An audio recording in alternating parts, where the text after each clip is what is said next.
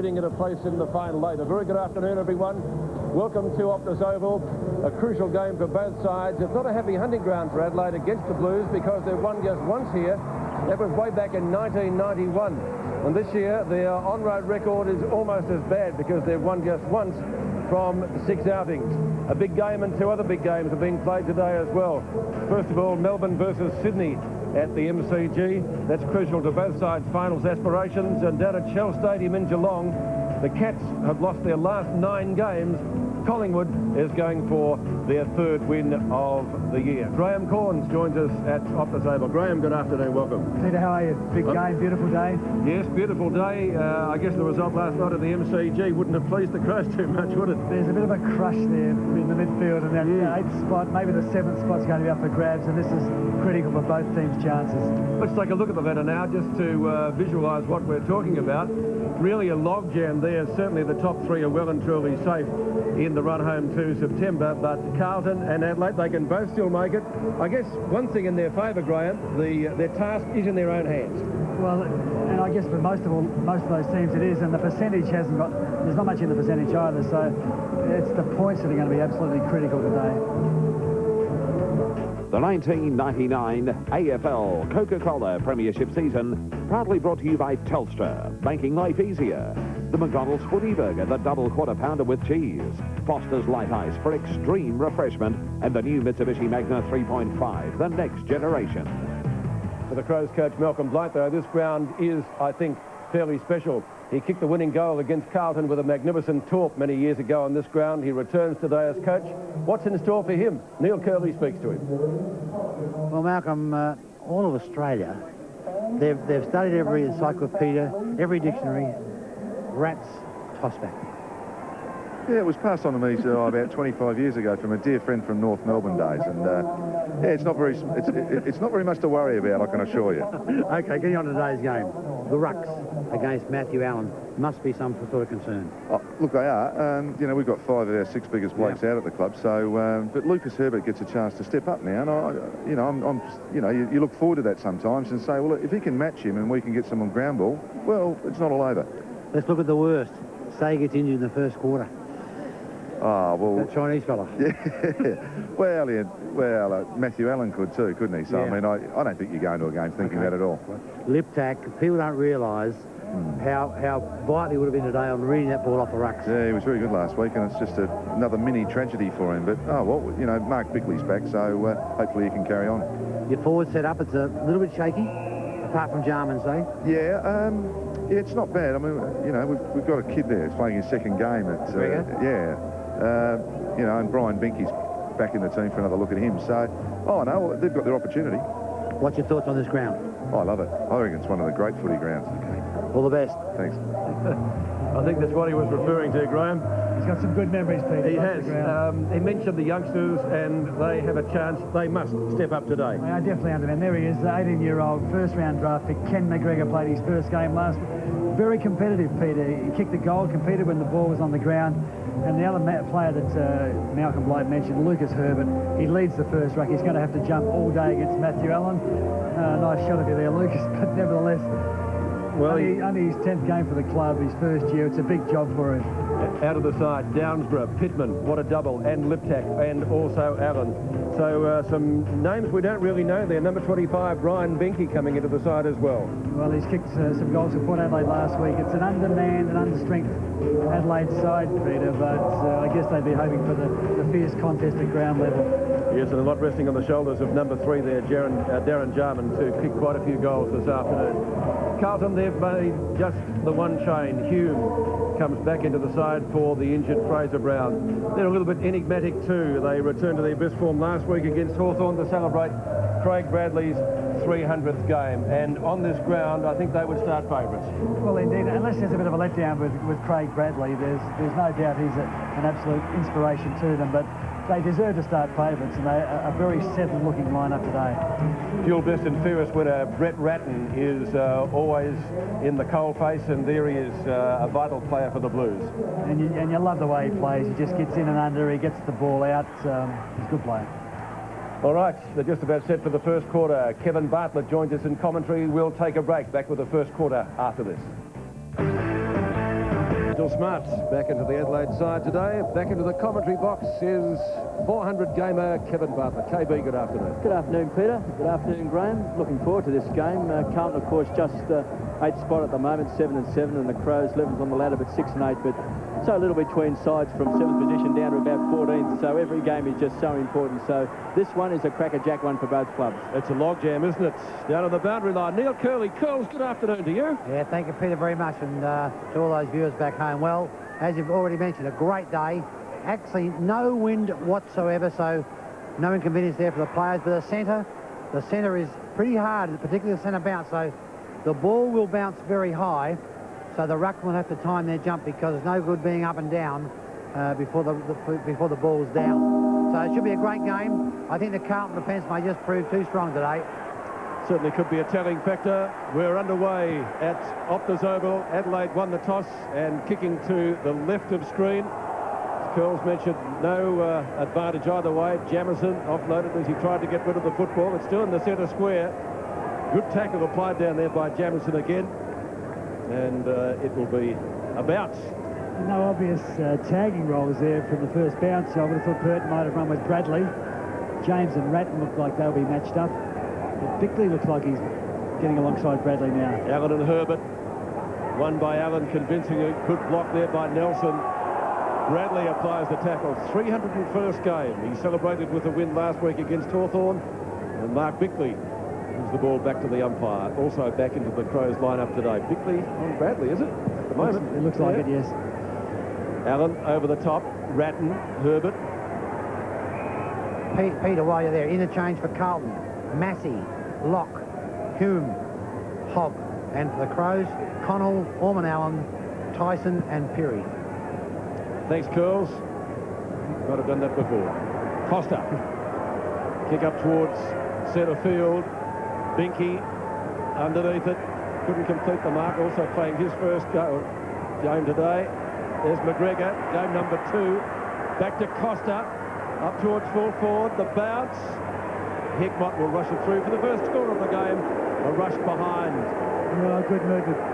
Brett Burton's had a couple of touches early. They'll have to watch that. And Ken McGregor getting that nice handball out to Kim Costa, playing at centre-half forward.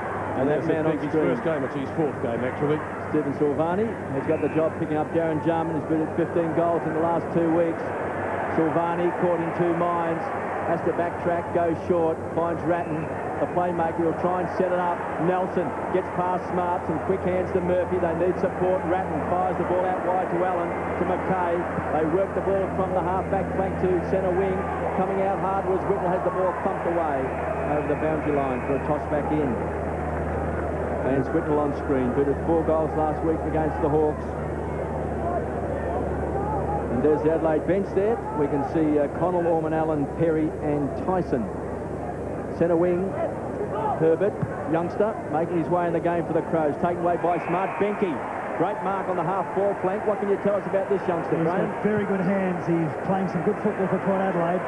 Well, Vardy had the sit, just couldn't take the grab over Hickmont. Tied up by Silvani, tries to drag the ball in. Silvani goes to the ground, maybe driven into the ground. Will take the free kick. Did drag it in. The umpire was on the other side. At least that's how Jack Russo would tell us. Ratton. Back to Silvani. Certainly looks a lot better at fullback, the fullback of the century, as you would expect. The slips catch attempted there by, was it Hickmott? It was. Smart. Long bomb. Jarman and Silvani. 2 of the superstars of the modern-day game. It's out of bounds, about 5 metres from the behind post. Yes, Rashudo picking up Scott Camporelli. They're aware of how dangerous young Camporelli can be. Mike Rashudo does like playing on him. Silvani up forward has kicked 12 goals, 16 for the year. Might tell us something about his kicking ability. Advantage paid. So the Blues away again through Hickmott, up towards centre wing. Bounce is going to be the key factor here. It goes Carlton's way, picked up by Beaumont. Hand pass inboard, that's effective. On to Koutafidis, who's back into some of his very best form, Allen. And he's just having a wonderful season. Into the forward pocket, and Hamill has taken the mark about 60 to 65 metres out from goal. Last week, he started on the bench against Hawthorn, kicked 19 goals for the season, decides to square it, Lapman has got it. That's a very, very good mark. Hammer was undecided. He was called to play on. He wasn't really sure what to do. He decided to centre the ball, and Matthew Lapman, just watch this. He hits it hard, eyes firm on it. Ben Hardy's manning him up at the moment. Good grab. Going for his 14th goal of the year. Well, no, he's not. Whitnell takes the mark. Graham, just going back to that mark of Lapman, you called it right. He had to take the body weight of Rashudo, which is a very tough body. Very courageous, and he could have been tempted to go the distance for the goal, particularly on this ground. The 50-metre is, well, within touch often, but a good pass found Lance Whitnell, incidentally, who led very well. Whitnell for his 26th goal of the year. Runner-up to the club's best and fairest last year. It's close, drifting away, and one behind to square the ledger early in the first quarter. Yes, he's a very good player, Lance Whitnell. Still such a young man when you look at the football he's played. And his form recently has been very good. Costa on the half-back flank. 1 point apiece. He's a good player, Costa. He puts good players out of business, goes short and finds Stevens. Still at the true centre-half-back position. Costa. Bit of run from half-back. Kicks down towards the half-forward lines. A bit of a floater playing in front with Murphy. Thought he may have been caught high. Loose ball. Taken away by Rashudo. The Raging Bull pumps it down forward. Silvani's out in front. Read it well in front of Jarman. This will be a fantastic matchup. Yes. Silvani against Jarman. That's what the Puce have come to see. Ratton, the playmaker, pumps the ball down towards the half-forward line. Coming out was Pearce, and the free kick, all the mark has been paid. There's a Crows player down. That's Goodwin. Loose player is Allen. Drops a sitter. A touch of the fumbles on 50. Screaming for the ball was Murphy. Allen has a ping at the goals. In the pockets, Whitnell. No mark. Hamill does well. Danger spot for the Crows. Taken away by Herbert. Gives it across to James. Feeds the ball out wide. Finds the running Hart. A casual bounce from half-back. Wants a lead. Tries to set it up. Costa has to make ground. Too much carry on the ball. Manton's got 2 to beat. Keeps the ball alive. Taken away by Sexton. Gives the ball back to Ratton. The old heads combined. Bradley. Great kick. Finds Murphy. Murphy at midfield for the Blues. They're setting something up here. Right on 50 metres. Beaumont. And his 48th game. Dumps it for the Blues first today. The affair's over and the fallout's beginning. It's probably just easier for me to look at you as, I don't know, conniving backstabber who kissed my husband. You could cut the air with a knife. Your office is becoming a hot little place to work. Now it'll take just one little thing. Stop bumping me. Don't you push me. Seven's Ally McBeal, Monday. It's ugly. Beaumont gets the first goal and dishes out the first decent bump of the match, so the Blues are ahead by a goal. Allen over Herbert. Bickley kicks it back over the circle. Manton had it and lost it. A little bit of tunnel ball there. Binky over the top of it as well. Smart gets clear. They put the whistles away like they did at the MCG last night. They really let it go there. We've got a ball up still inside the square. Peter, I'd like Kevin, maybe Graham, to comment on this. I think Carlton are playing a definite ploy with Nelson on Smart. Nelson is sacrificing his game just to cover Smart and run him around the ground. I just noticed that, Curls. I'm just not sure where Nigel Smart's playing. It looks like he's playing on the wing, but I can't imagine that's the case. No, he's picking up Nelson. Nelson's starting at half forward, but taking him down. Blues by 6 points. Rashudo was on hands and knees. Murphy has had a great season. Rice have hit the ball hard. Here's Smart, speak of the devil, taken to the ground. Rice on top. They'll ball it up on the edge of the centre square. Yeah, and that's the point. That's the point Neil's making. Nigel Smart's the half-back flank. It's a good tackle there by Dean Rice. But Nigel Smart now actually on the half-forward line for the Crows. Manton has been pinched there by Bradley. Virtually a fresh air shot. James, a dangerous player to Vardy, stands and delivers a big bomb. Hickmott should get back. They should talk here. Koutafidis as well. Binky did very well. 2 against 1. Pushes it through for a behind. Yes, and Stephen Silvani just covering Darren Jarman's movement at the moment. He's not letting him lead to the ball and find that space.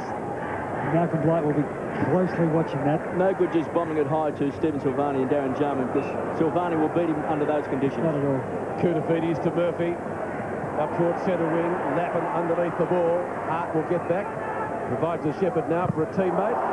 Bickley.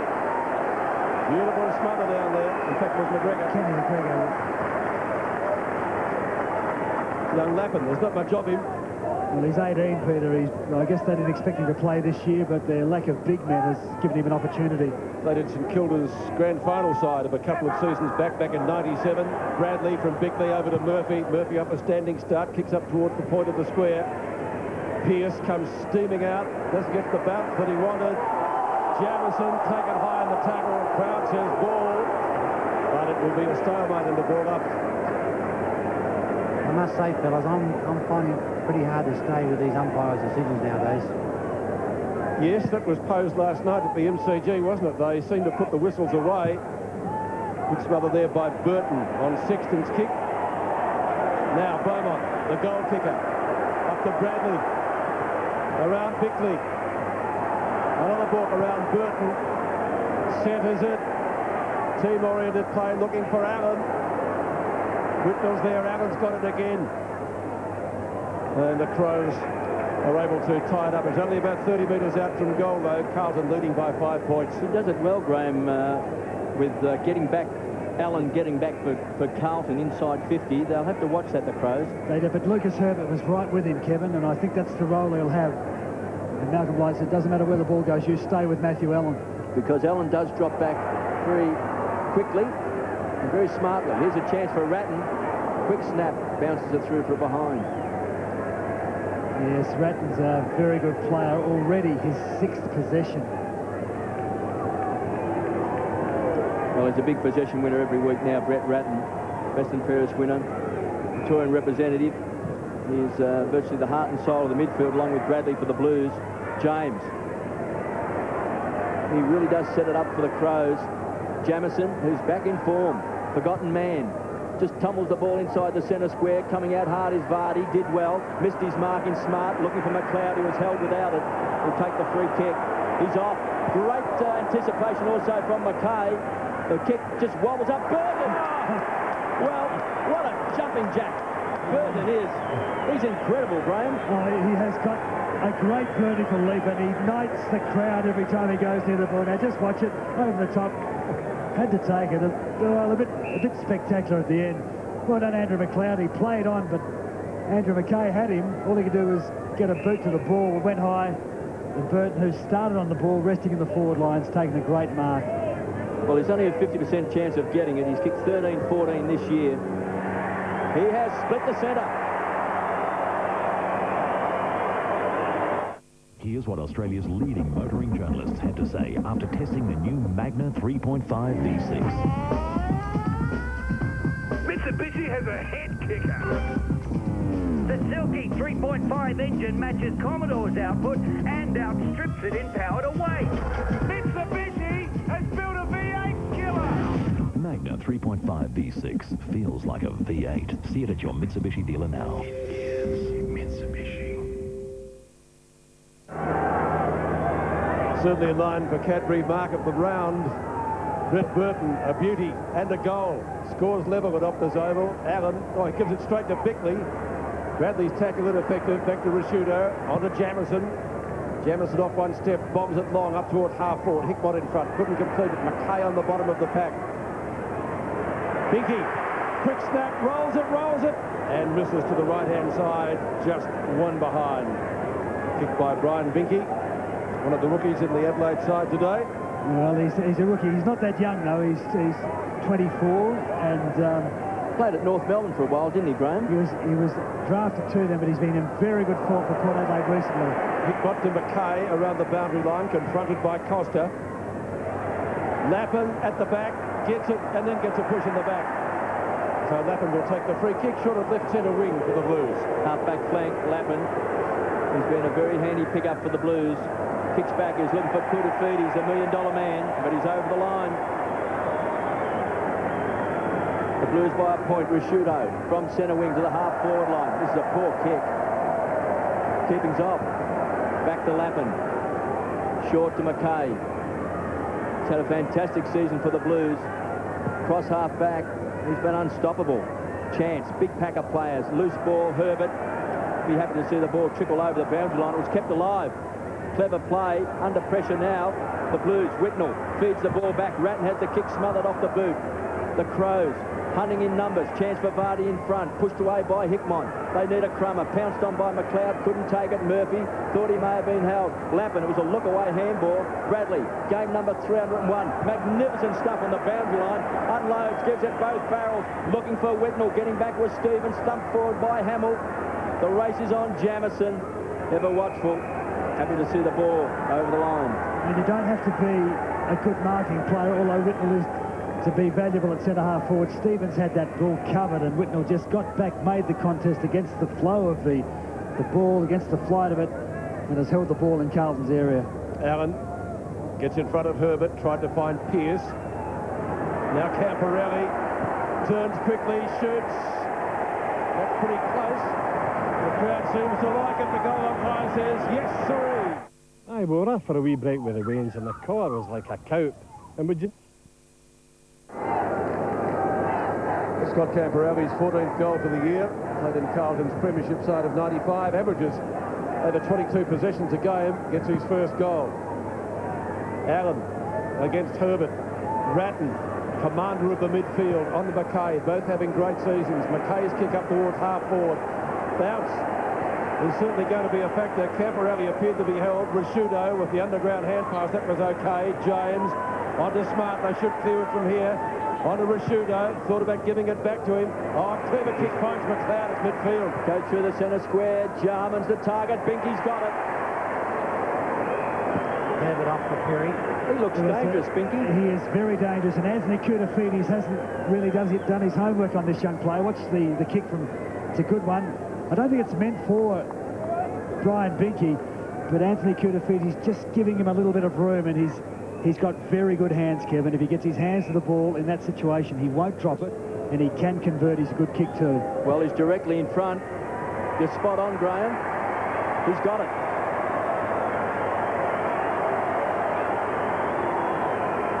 Well, just when it looked like Carlton were going to run away with the game, the Crows bounce back, and we have got a tremendous contest.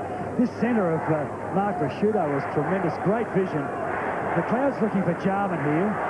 Binky just drops in, and Anthony Koutafidis would have been surprised he took that mark. He now has to get right alongside him. Brian Binky got the goal. The Crows second. 1 point the difference. A lot of Crows fans here this afternoon too. They've come over in large numbers. 2-3 to 2-2. Now we have a centre square infringement. Oh, don't you hate that? Yes. Don't you hate that? Coaches, supporters. Michael Sexton it was. So Rashudo from Perry up the half forward. Hickmott stands his ground, takes the mark at centre half back. Looking for options. Rather statuesque at midfield. Oh, Allen having a field day at the moment. On to Bradley. Looks as though he can play till he's 45. Camporelli, goal kicker already for Carlton. Oh, Hamill from Bassett. He should have taken that. Perry gives away the hand pass. I don't know why he dropped that, actually. It seemed a little bit too easy. Maybe he took it too easy himself. They might make them pay. Rice. Back to Camporelli. This time he's at a pretty acute angle. Runs in, tries to centre it. Oh, hit the post. 1 goal, 1 to Scott Camporelli, and that levels the scores at Optus Oval. See, Mark Rashudo has got to pay more attention to Camporelli. That's on 3 occasions already he's been way on his own to receive the ball. I think what happened then, Curls, was from that centre square infringement, Rashudo ran around the back of the Crows player, handballed to him and kicked the ball up to the forward line, and then of course when it came back out, Camporelli was still perched out here on the wing, so it was a bit unfortunate that time for Rashudo, taken away by Stevens, or hit hard. That was Nelson, the tackler. Now, he had no opportunity to get rid of the ball there, Kim Costa. That was not a free kick. He was taken high. But you've got to have an opportunity to get rid of it, Graham. Prior opportunity, and there was none. But surely the tackle was too high, wasn't it? Well, he certainly dipped his head. Now, whether he grabbed him around the shoulders because it was down low, we'd have to see again. But certainly it was not a free kick against him, because you've got to have an opportunity to kick the ball, hand pass it, and there was none. Hamill, 55 metres out. Big bomb to the square. One for the high flyers. Getting his hand on it was Sexton. Through for a behind. Well, it's worth having a look at it again because Kim Costa, he takes it and he slips, but the tackle is high. He's taken high around the head, but... Well, you know, I thought then he actually got him on the top of the shoulder then, Graham. It's just a difference in opinion, but certainly there should not have been a free kick. No, we'll leave the umpires alone. I guess we'll find plenty to complain about if we don't. Bassett. Seems a pretty handy player for the Crows, Bassett. Kicks to the centre square, looking for Perry. Taken away by McKay. Back to Hickmott. Kicks down towards the half-forward line. Hamill's there, went to ground. Out in front was Hart. Going in hard as well was good when Bassett there for the Crows. Ball up on 50. Yes, and Aaron Hamill having trouble with his footwear, Kevin. He slipped twice there.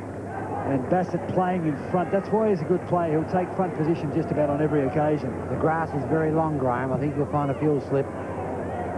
Bassett just shoveled the ball out towards James. Still in. It's still in play. Now, it's not going to go out. The boundary umpire has called it out, so it's a boundary throw-in. It did go out. He went over the line, came back in. Perry now is on for the Crows. Started on the interchange bench, so obviously taking his turn in the ruck. Hands and knees. Ratton, the general, tried to flick it out. It's taken away by Perry. Back to centre wing. Allen. Didn't quite hit his mark in Rice. Does well, better here to Beaumont. Loose players everywhere. Here's Koutafidis. Just signed a two-year contract worth $1 million, we're told. And finds Pearce. It usually is a very good kick. And Simon Goodwin's got his hands full with this player. And Simon Goodwin is a good player. That's the matchup. The Carlton coming forward of centre are throwing the ball wide to the boundary, and they're getting players out there, then moving it back. Pearce, this raking left foot has split the centre. Great kick. Camporelli, Beaumont, and now Pearce, the goal kickers for the Blues. Carlton by 7 points. 5 minutes to go in the first quarter at Optus Oval. Burton, a little give to Costa. Costa down to Jarman territory. Silvani punches from the back. Chance for Varney onto the right. Snaps. And I think he might have got it. Has he? It's close. Yes, it's there. Well, it's a great reply from Adelaide. We have got a tremendous game. Carlton might have thought they could break the game open early, but Adelaide just coming back. Burton involved in it. Kim Costa got it to Darren Jarman. Great spoil here from Silvani, but the crumbing players, and Peter Vardy is nothing but a goal kicker. Not sure what he meant by that. No, that was why I hesitated. Did he think he missed it? Well, it was close. It was close. Kim Costa having a big opening quarter for the Crows. 7 possessions and 2 marks. Ratton going in hard. Wins the ball again. Back to Murphy. They set it up to the half-forward line. Chance here for Lappin. Rockets the ball. Camporelli's been very dangerous on Risciuto to the square. So backing back is Hamill. The big fist away is Bassett. Beaumont! Kicks the miraculous goal! You won't see that often. Oh, dear. Yeah, just watch it. Just watch it. I don't know what Jamison's arguing with the goal umpire. Camporelli bombs it in long. There's the contest under the ball. Comes off the pack. And Beaumont, well, Rod Jamison's saying he kicked it. But I don't think there's much doubt that Simon Beaumont thinks he kicked it. Well, he's kicked 2 goals now, and straight away put his hands in the air because he felt his boot hit it first. Well, the Socceroos may be undermanned against Manchester United. They can look at number 29 for Carlton, but they're a bit short. Beaumont, but not out to Bradley. Punch to the front. Chance for the Blues again. Sexton takes it from Beaumont, who's been in the thick of things already in this quarter. Now taken by Jamison in the back pocket. Now Bassett. Crows run it down the spine of the ground. Costa does well. Looks for McLeod with the knock-on. Needs to sit for the Gilda Orm-Smith medalist. He's slung by McKay. Ball jarred free in the tackle. Couldn't throw. So free kick. Silvani. The game's only early, but Camporelli's far too elusive for Risciuto. Murphy. Now Carlton's turn to run the ball out. Top-class game so far. Crowd loves free scoring affairs. Manton gives it to Ratton. Pearce, who's already kicked a raking goal. Beaumont, well, he's one of the revelations of the first quarter with 2 goals. Up towards right half forward at 50 metres. Perry couldn't control it. Now a chance for Camporelli. Good shepherd. Oh, magnificent smother from Rashudo. And he sees the ball out of bounds. Yes, that's a big duel, this one, Graham. But there's a great contest. You just see Rashudo, who is on Camporelli, got the hand to it. We saw Perry and Rice both desperate to get to the ball prior to that. And Rice managing to get his hand to it before, but this is a desperate game of football. 6 possessions to Rashudo, 5 to Camporelli. Here's a chance, Bradley. Kicked the ball out to Ratton. They're winning a lot of the ball midfield. He finds Nelson. So I think Nelson's now gone to the wing on Kim Costa. That's correct, Graham, and Sexton's on Smart. Nelson, formerly of Sturt, thumping kick, and through for one behind. Yes. 29 plays, 21, the Blues by 8 points. Ben Nelson having to survive a bout of glandular fever in the early years, consolidating his side. Son of Sandy Nelson, a great player for Sturt in the glory Sturt days of the 60s. I can remember him well. Well, his son's played 18 games for Carlton. Looks like he might play many more. Here's a floater. Smart's got it in front of Sexton. Just under 2.5 minutes left. Smart from the half-back flank. Looking for Benke. He's giving him too much room, isn't he? Doing very well on Koutafidis. James will set it up. Looking for Vardy. He's already kicked a goal. Hickmott brushes him aside.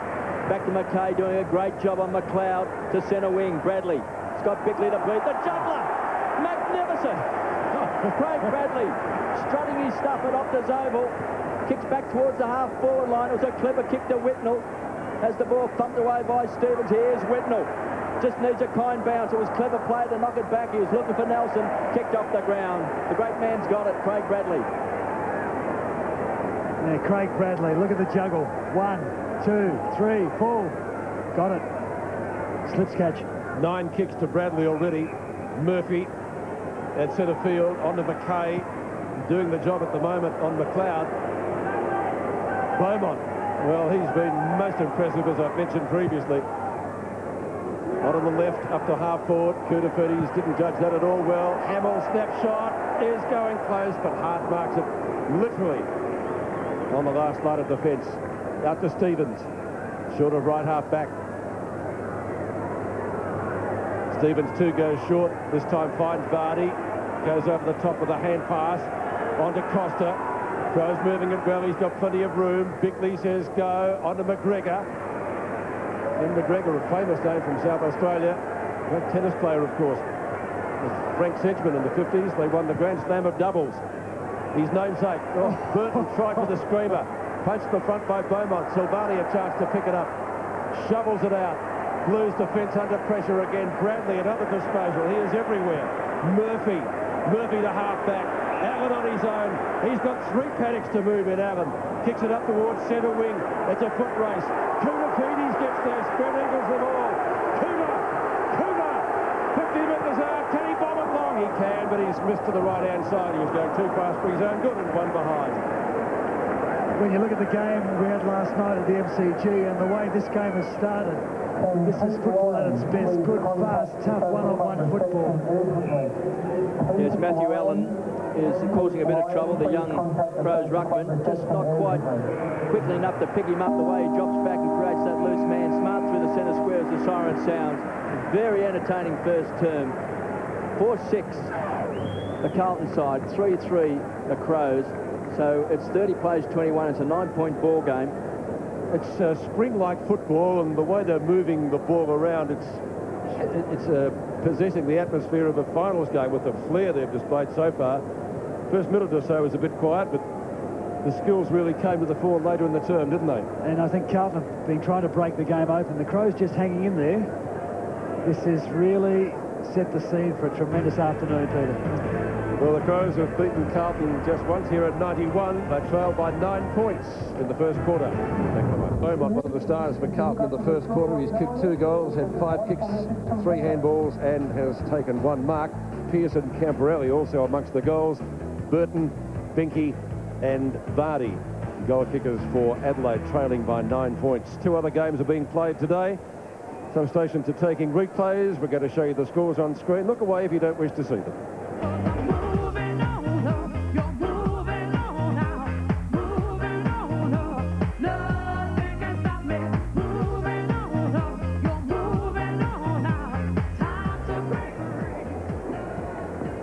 Will you marry me? Now, that does not come from me, I can assure you. Let's go down to Curls, and I'm not talking to you, Curls. Okay, sorry, boys. I was watching a bit of movement on the ground, but Carlton have started very well. They're just moving the ball around so often and so well. Now, so many loose players all over the ground. Allen has given him a great start in ruck, and we thought this before the game because of the Crows haven't got any really recognised ruckmen, so he's doing a great job there. You've got Ratton and Bradley who are controlling the ball around the ground, Mackay in defence, and Camperelli. It's all very well for Rashudo to pick up kicks on a half-back flank. He's got 5 or 6, I believe, but if he's going to allow Camperelli 5 possessions a quarter, that's 20 possessions for a half-forward. That's a lot of goals. Thanks, girls. Start of the second quarter at Optus Oval. Carlton leading by 9 points. Ratton a little give intended for Bradley. They still got it out of the centre, though. Came from Sexton. Sexton's kicked a half-forward. Jamison in the road onto Stevens. Stevens at right half-back. Now, Bickley has got it at right centre wing. Burton, who took an absolute hurler in the first quarter. He's got to get it to Jarman. So far, Jarman hasn't bothered the statisticians at all. Punch away from Manton, and it may clear the line. It does for a rush behind. Graham Corns, Jarman. Well, how would you get him into the plate? We had a proposal on the scoreboard. She said yes, and I guess everyone's going to be happy, except Darren Jarman, who's got his hands full with Stephen Silvani. Playing body on body against Stephen Silvani is a recipe for failure for most forwards. They've probably got to give him a run on the ball, Kev, I'd say. Yes, I think if you want to keep bombing it in and Silvani pushing and shoving with you, you'd be very happy with that. Here's Jarman, nearly took a fingertip, kicked off the ground or picked up, and it's been kicked by Vardy. So quick reply. Well, it doesn't matter how you do it. Darren Jarman's in the contest. The kick-in was well screened by Adelaide. It came back. Jarman got his hands to it. Just watch it here. Pushed out by Burton a bit. Costa did well then, didn't he? This is a good attempt here by Jarman. Well, he makes the contest, and the crumbs fall for Vardy. It's an easy goal, but, well, a good team goal because the screen worked, and the contest was fierce at full forward. Well, 2 goals to Peter Vardy. So the Crows edge that little bit closer. They just trail by 2 points. Allen in the ruck, doing a lot of damage. Ratton. That's possession number 13. Had 11 in the first term. And inside 50, the Blues went 15 times to 11 and had 35 more possessions than the Crows. Lappin out wide. Ben Hart, hard to beat. Rashudo, the crummer, back to Hart. They combine, they share the ball around. Rashudo from the half-back flank. Kicks long, down towards the half-forward line. McGregor. Oh, great mark. How old is he? 18. 18 this year. I mean, he's just 18. Well, he certainly looks the goods. Again, Jarman in front, the big fist away there was from Silvani. Murphy does it well. Mackay has had a fantastic season. Ratton is killing the Crows. Camperelli from half-back now, drills it and finds Lappin. He's on centre wing. Getting a few touches too, KB, isn't he? Lappin. Herbert in front. Past the outstretched hands of Hamill. Manton ridden into the ground. James, a little give. Jamison. Now Vardy, who's already kicked 2 goals. Bickley goes past for him. Time to steady, goes the other way. McLeod got a hand to it. Benke missed it. Mackay tries to give it to Rice, the 2 number 23s. Rice clear of McLeod. Sexton on his own. Benke stands the mark. Oh, Hart. Beautiful judgment. Centred by Bassett. Enables Smart to take it at left centre wing. Smart. Towering kick. Silvani hands to it. Vardy for his third, Mr. Centre. Well, they are in love with this kick that goes around the body where they lay it across the boot and tried to bend it around. The simple drop punt would have done the job there for Peter Vardy. Footballers are so skillful, but sometimes you do get back to basics. Peter, interchange hasn't changed. They're exactly the same as the first quarter. Thanks, Coles. Blues by a point. Burton from behind. Doesn't elect to fly. Hamill does in front. Bradley breaks wide. Rashudo Just caught out of position, gives away the free kick. Bradley. He's not happy with the decision, but it looked there. Well, 14 possessions of Craig Bradley, who's looking for Pearce. There's Goodwin. Simon Goodwin, he's starting to close Brad Pearce down a bit now. Pearce kicked a goal in that first quarter, finds Benke, who's been pretty impressive, playing on Kudafides. Unloads, kicks long back towards centre-half forward. Backing back was Manton. They need a crummer. McKay reads it well. He's done a great job on McLeod so far. Tyson Edwards, a quick give to Burton. 45 metres out, bends it back. He's got it. Great goal. 2 goals to Brett Burton.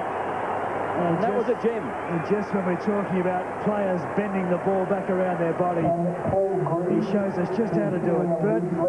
Binky's playing well.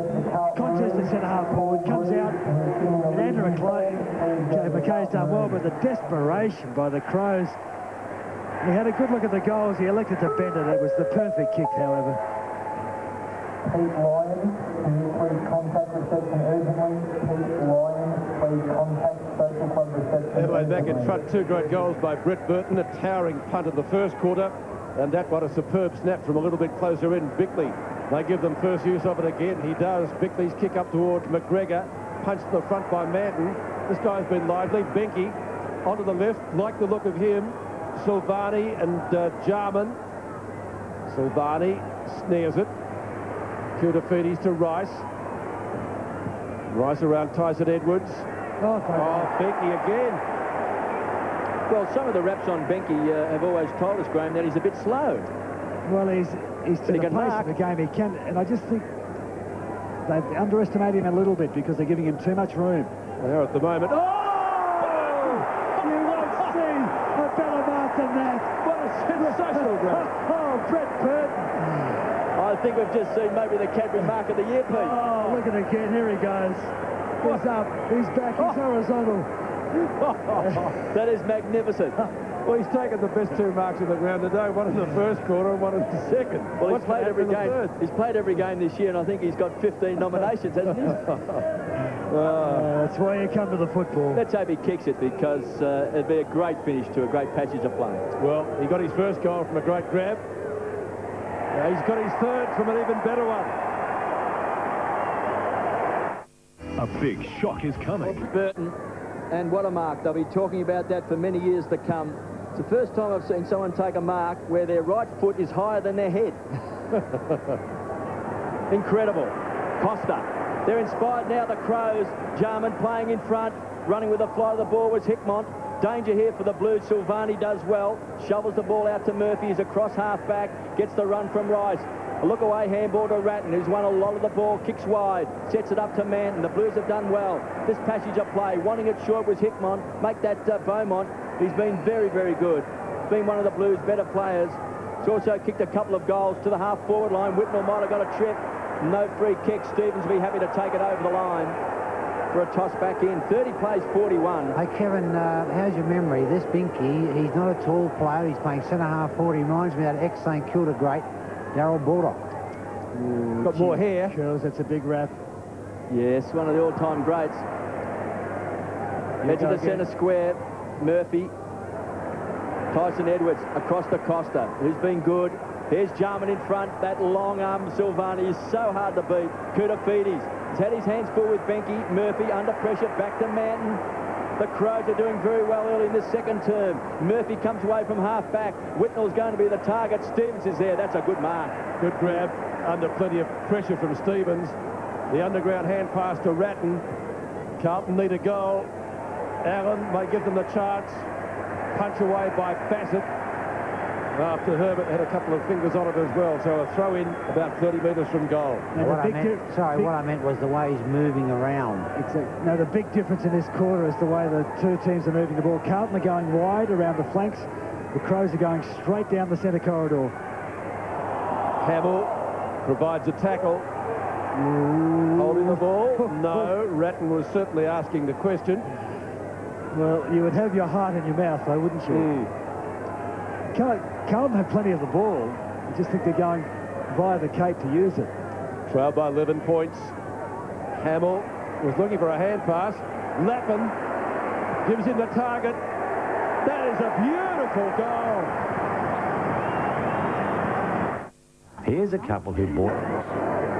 Lappin kicks his first goal of the match. He's kicked 14 for the season. Blues trail by 5 points. 41 plays 36. Big thump away. Koutafidis did well. Got a fist of the ball. Herbert slaps the ball on. Bradley, he's got Smart to beat. Can't get around Bickley. Taken by Sexton to the half-forward line. Whitnall's out in front. Again, Stevens does well. Good defensive play. Bassett caught by Hamill. Loose ball. Throw. Kevin, the change has been made on Binky. I see Manton's picking him up now, and Koutafidis has gone to McGregor. Well, that's a good feather in his cap because Koutafidis has been in good form. He's just signed a new 2-year contract. We're told worth about $1 million in front. Pearce, so good on the lead out in front. And that's the classic way to take the ball when you're on the fast lead. Hands in front of the face, take the ball in front of the eyes, and no chance at all Simon Goodwin here. You might just see it. The kick is good. Full stretch, and Simon Goodwin's right with him, but he cannot get the hand in there to spoil. Well, Pearce kicked a goal from right on 50 in that first quarter. He's inside 50. He bangs it through.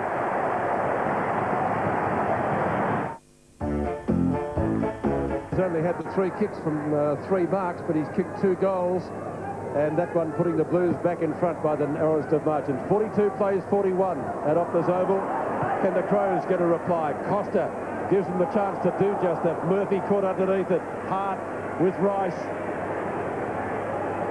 Hart on to Burton. Has taken probably mark of the year today. And Jarman finally takes the mark. I won't say point-blank range because he's going to be in a pretty severe angle here. He'll run around. He doesn't have to run around. Oh, gee. Well, he'll certainly run around. He's not going to run straight. Well, he would run around, but he can bend the ball beautifully. He's got the ball bent. Banana kick. Runs around, kicks. I would say he's got it. He has. First kick. First goal. Well, he had to sit on Stephen Silvani, who just had to stand still and wait for it to come. It's good work by Benny Hart here. He takes it, about to kick it, feints, releases the ball to Brett Burton. Now, I'm not sure whether Brett's going for goal, but he kicks to Silvani, who's static, tries to feel the body, and Jarman takes the mark in front. Thought about playing on, was over the line, went back and kicked it anyway. Well, we know how dangerous Darren Jarman is. Just the 1 goal to the last quarter last week, then he got 5 in the last term. For 6 for the game, he kicked 9 the week before. Here's Allen. He's a thorn in the side for the Crows. To the half-forward flank, Beaumont stands his ground. It was thumped away. Recovers well. Hands and knees. Pinched by James. May have been leg. No free kick. Tried to just shovel the ball out. Taken by Whitnall. Didn't hit a target. McLeod's got it across half-back. He's had his hands full with McKay. Jamieson. Back in form. Drills it. Finds Vardy. Between wing and half-forward. Pops it up in the air. Back to Jamieson. He's done well, Rod Jamieson. 50. Yeah, Rod Jamieson's, well, he had a tough first quarter with Simon Beaumont. He's closed him down a little bit at the start of this quarter. Involved in the running play. They got the ball to Peter Vardy. Ran on, put himself at 50, and Peter Vardy found him. Now, Jamo can actually make the distance from here. Well, Graham, big positional change here too. Hart gone forward, Edwards gone back. Well, we just saw Ben Hart on the half-forward line set that one up before to Brett Burton. Well, Jamieson headed the goal king for the Crows in their first year. This is going right to the line. Big pack of players. Did they get a hand on it? They did. It's not that change of Edwards and Hart, obviously because Lappin has had a fair bit of the ball and Carlton's forward line curls. He certainly has, and Carlton just made their first interchange. Beaumont off, surprisingly, and Massey on. Yes, it is surprisingly. He wants to. I think the coach wants to tell him about running with his man when he runs forward. Camporelli. A little gift to Murphy. And Murphy drives long. The 2 number 8s. Bassett and Whitnall. Whitnall on a Sexton, needs to sit for him, it won't. Tyson Edwards down in defence, as Carl's mentioned. Sexton tries to barge his way through. Oh, Pearce gets another one from 2 metres out this time. 3 goals. Brett Burton's also got 3 for the Adelaide Crows. Scores a level. Just under 11 minutes left. in this second term. Ratton's been magnificent, and so has Bradley to the half-forward line. This time, Edwards in front of Lappin. That was the move. Edwards to the half-back flank. Hart to the half-forward line. Curls just told us about that one. Tyson Edwards goes short, finds Stevens. Got the job playing on Whitnell. From the point of the back edge of the centre square to centre half-forward Manton. That's a great mark. Going back. It's the hardest mark to take when you have to run back into the pack. Murphy with a forehand ball, puts him under some pressure. They might pay. Hart couldn't quite take it out. Murphy comes away from half-back. Been averaging 25 possessions a game. The kick's a poor one, goes to Risciuto. Edge of the centre square. Burton's getting back. Kick it high. He might take another screamer. He's booted 3. Took a mark before, similar to Gary Ablett over Gary Pert, only better because he hung on to it. Here comes Burton. He got blocked that time by Manton. That was clever play. Manton at the back of the pack sets it up to Ratton. Standing off the action, does it well. Kicks wide. Massey playing in front of Jamison. Chris Massey, he's still a youngster. He's come on to replace Beaumont. Yep. Murphy, casual, from centre wing, goes short and finds Pearce. He's booted 3, looking sharp and dangerous. Brad Pearce to centre half forward. Sexton stands his ground, knocked away by Stevens, taken away by Bickley. Caught in 2 minds, decides to belt the ball wide. Rice sits underneath it, does well, should get a free kick. Got caught high. Burton comes away, screaming for the ball on the half-forward line is Vardy. He's already booted it. Some goals, runs into the open goal. Vardy's going for goal number 3. He's hits the post. Throws in front by a point. There's a lot of emotion in this stadium now. The crowd is going berserk, and Dean Rice is the reason. We're just going to watch it in replay. Benny Hart taking him high, and thanks for coming. How can the umpire miss that? Just repeat, fellas. I can't quite understand some of the decisions that are not made and made today. Curls, Manton to Koutoufides. Well, I think we all saw that. Actually, he might have to go off with the blood rule, but he's staying on at the moment. He wants to get somebody. Sexton, yeah, keep your eye on that. Murphy on right centre wing. Tries to draw a man to him. Kicks it up well inside centre half forward. Pearce was the flyer, couldn't complete it. Edwards, Risciuto, Crows defending desperately here across half back. Camporelli might have given away a free kick. No, he hasn't. Was that a trip to Lappin? He let it go. They put the whistles away. Burton, the high flyer. He's only 182 centimetres, but boy, can he get off the ground. It's Risciuto taking it from Tyson. The Crows a chance at half forward. Manton defending desperately. Away from Jarman. Hickbot past Bickley. Carlton with numbers. Camporelli and Massey. They could have raffled it. Murphy's got plenty of space. 2 bounces. Draws a man onto Allen. The big fellow gets it around to Pearce. Can he kick another one? Number 4. He can.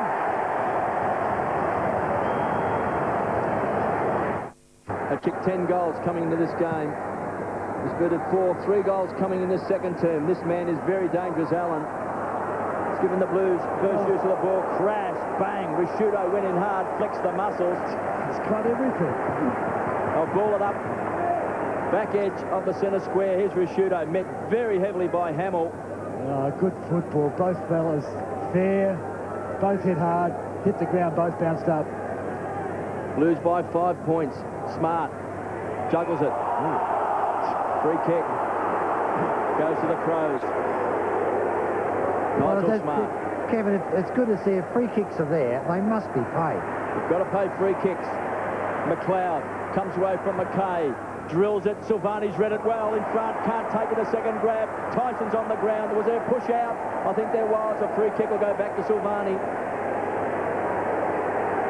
Son of Serge wants 50. He'll go short to Manton. A transfer of play to Murphy, who does that very, very well. This is possession number 20 for Justin Murphy. To the half-forward flank, Costa takes a diving mark. Time clock ticking away. Under 7 minutes left now in this second quarter. It's been a great second quarter. Costa centres the ball. Burton was a high flyer. Rice was a crummer. Murphy again hands and knees. It's been magnificent. McLeod, a bit of magic. Waves the wand. Ratton goes the ground, they'll pile on top. Ball up and a free kick. He's called a push in the back, but Camporelli takes it. Well, if they're there, they should be paid, as you said earlier, Kev. I think it was there. Kudafides, Jarman, Silvani had it and lost it. Tyson, good tackle. Still Tyson underneath him, pinned. How's he going to see this? Can you recall a game where there's been so much pressure? That's fantastic. I think you'll find now Binky's game will be a lot harder with Manton because he is a minder and a stopper, whereas Kudavides tries to be a ball getter. He runs off him, doesn't he? McGregor. Looks like Beaumont Curls might be coming back on. Yeah, I think you're right, Brian. He's had a message, I feel. So ball up just outside 50. 7-7 to 8-6 in Carlton's favour. Curls, who came off for James Tyson to come on? Hart. Now, that's a strange one. Really? Hart was involved in that little to-do with Rice, wasn't he? Rashudo, lovely dummy. Costa from 45. That's not bad. It's going. Oh. It's there, I think. Or is it touched? It's a goal. It's a goal. Costa's had a big game, 15 possessions, just kicked a goal. The Crows back in front by a point. 8-7 plays, 8-6. Under the ball was Perry Ratton, winning so much of the ball. He's the leading player this year at getting the ball out of the centre square, and he's doing it again today. Chance for the Crows. McCabe didn't get the bounce he wanted. Kudafides feeds the ball back out. Rice goes short and finds Manton. He has been good this quarter. He has shut down Binky, gives it across to Sexton, goes wide and finds Beaumont. Back on the ground. Dangerous player being Beaumont. He kicked 2 goals in that first quarter. Was taken off. Here's Manton. Has come all the way down to the half-forward flank. A touch of the fumble by Sexton. He's 65 metres out. Burton does well. Slapped the ball on. It was a dangerous slap on. Camporelli twisting and turning. Some fancy footwork. Gets the ball out wide. Whitnell gets support from Hamill. 35 metres out. Whitnell kicks a goal. Well, persistence only here. Persistence only. Carlton looks to share the ball around. Sexton was under all sorts of trouble. It was a rough handball, but some good teamwork there. It was a dangerous knock-on by Burton. It was far too heavy, wasn't it? I think he just had to get his hand to it. Didn't realise where it was going, and some good shepherding.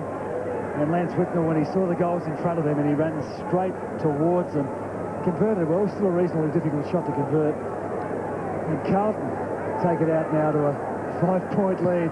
Tremendous game of football. Just the 3 kicks to Whitnell and 3 hand passes, but he's got a goal. McLeod from Costa brushes the tackle from Camporelli, kicks inside 50, a bouncing ball. Jarman couldn't control it. Rice is there. Little gift to Kudafides. Funny old kick. Nelson around Burton. Allen, Rice. You don't stop him in a hurry. Bickley couldn't catch him. Kicks up the half forward. Whitnell again. Towering grab. A chance for a second.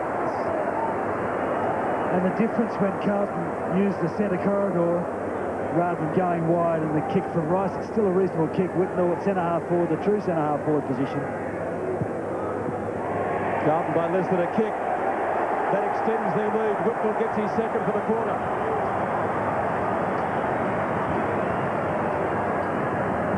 What a game of footy, and still 3 minutes to go to half-time.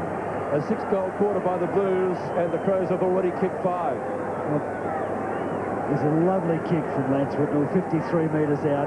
He had to give it everything. It only just got there. But which team will crack? They're both applying as much pressure as they possibly can. Both teams get 1 or 2 goals up at different times. The other team has been able to pull them back. One team will have to crack sooner or later. Well, the scores have changed 11 times. Leading scores this quarter just gives us an indication. It's been goal for goal. Some big games too. Ratton's had 22 possessions, Murphy 21, Bradley 16. Here's James, feigns the hand pass, gets around McKay. He's looking for Jarman, caught behind, got his hands on the sheriff. A touch of the fumble by Sexton. He's 65 metres out. Burton does well, slapped the ball on. It was a dangerous slap on. Camporelli twisting and turning, some fancy footwork. Gets the ball out wide. Whitnell gets support from Hamill. 35 metres out. Whitnell kicks a goal.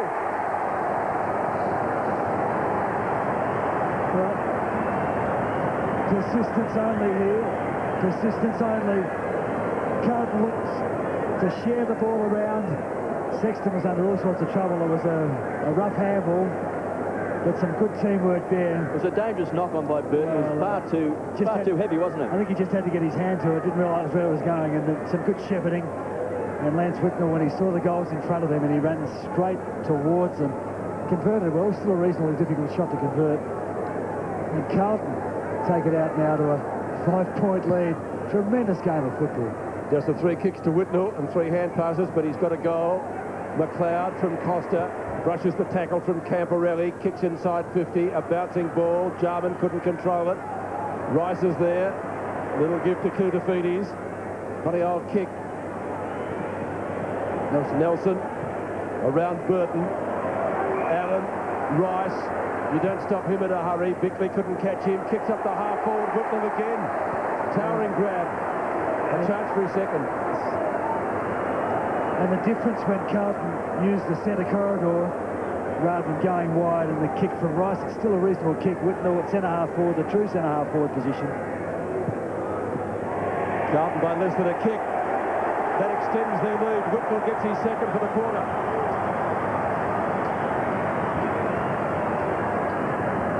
What a game of footy, and still 3 minutes to go to half-time. A 6-goal quarter by the Blues, and the Crows have already kicked 5. It's a lovely kick from Lance Whitnell, 53 metres out. He had to give it everything. It only just got there. But which team will crack? They're both applying as much pressure as they possibly can. Both teams get 1 or 2 goals up at different times. The other team has been able to pull them back. One team will have to crack sooner or later. Well, the scores have changed 11 times. Leading scores this quarter. Just gives us an indication. It's been goal for goal. Some big games too. Ratton's had 22 possessions. Murphy 21. Bradley 16. Here's James. Feigns the hand pass. Gets around McKay. He's looking for Jarman. Caught behind. Got his hands on the Sharon. Couldn't hang on. Hickmott does well. Here's Murphy. He's been an absolute star. Killing him across half back. Belts the ball on to Bradley. 2 of the stars of the game. Bradley, he's waiting for Beaumont, who's running very hard to the half-forward line to give him the option. Here's Pearce on screen as well. He's booted 4. This is unlike Bradley. He wants players to come down. He had an opportunity. He's waited too long. They've all been manned up on now. Bradley now caught in 2 minds. He's been told by the umpire to move the ball. Finds Sexton. So he conceded ground, goes wide to Allen, who does it so well. Wants to get back on the left boot.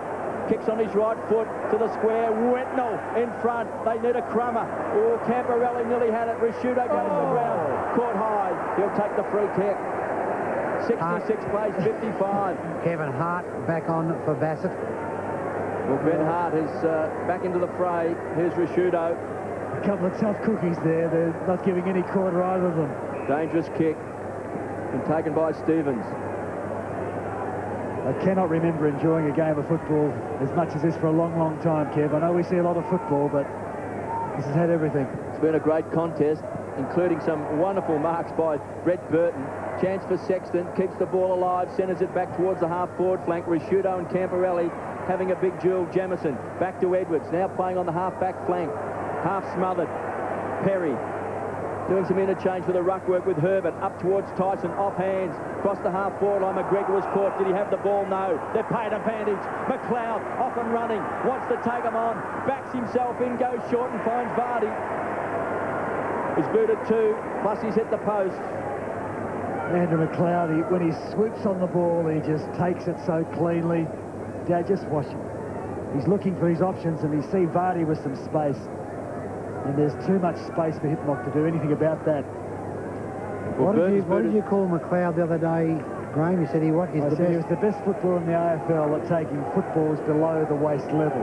Okay. That's sort of what I said. Well, Vardy's going for his 3rd goal. Directly in front. He likes it. He's got it. 3 goals to Peter Vardy. 3 goals to Brett Burton. And for the Blues, Brad Pearce has booted 4, 2 to Whitnell and 2 to Beaumont. And 5 points the difference. David Parker with his problems, but just watch the movement here. The ball comes to ground. There's a free kick paid, actually.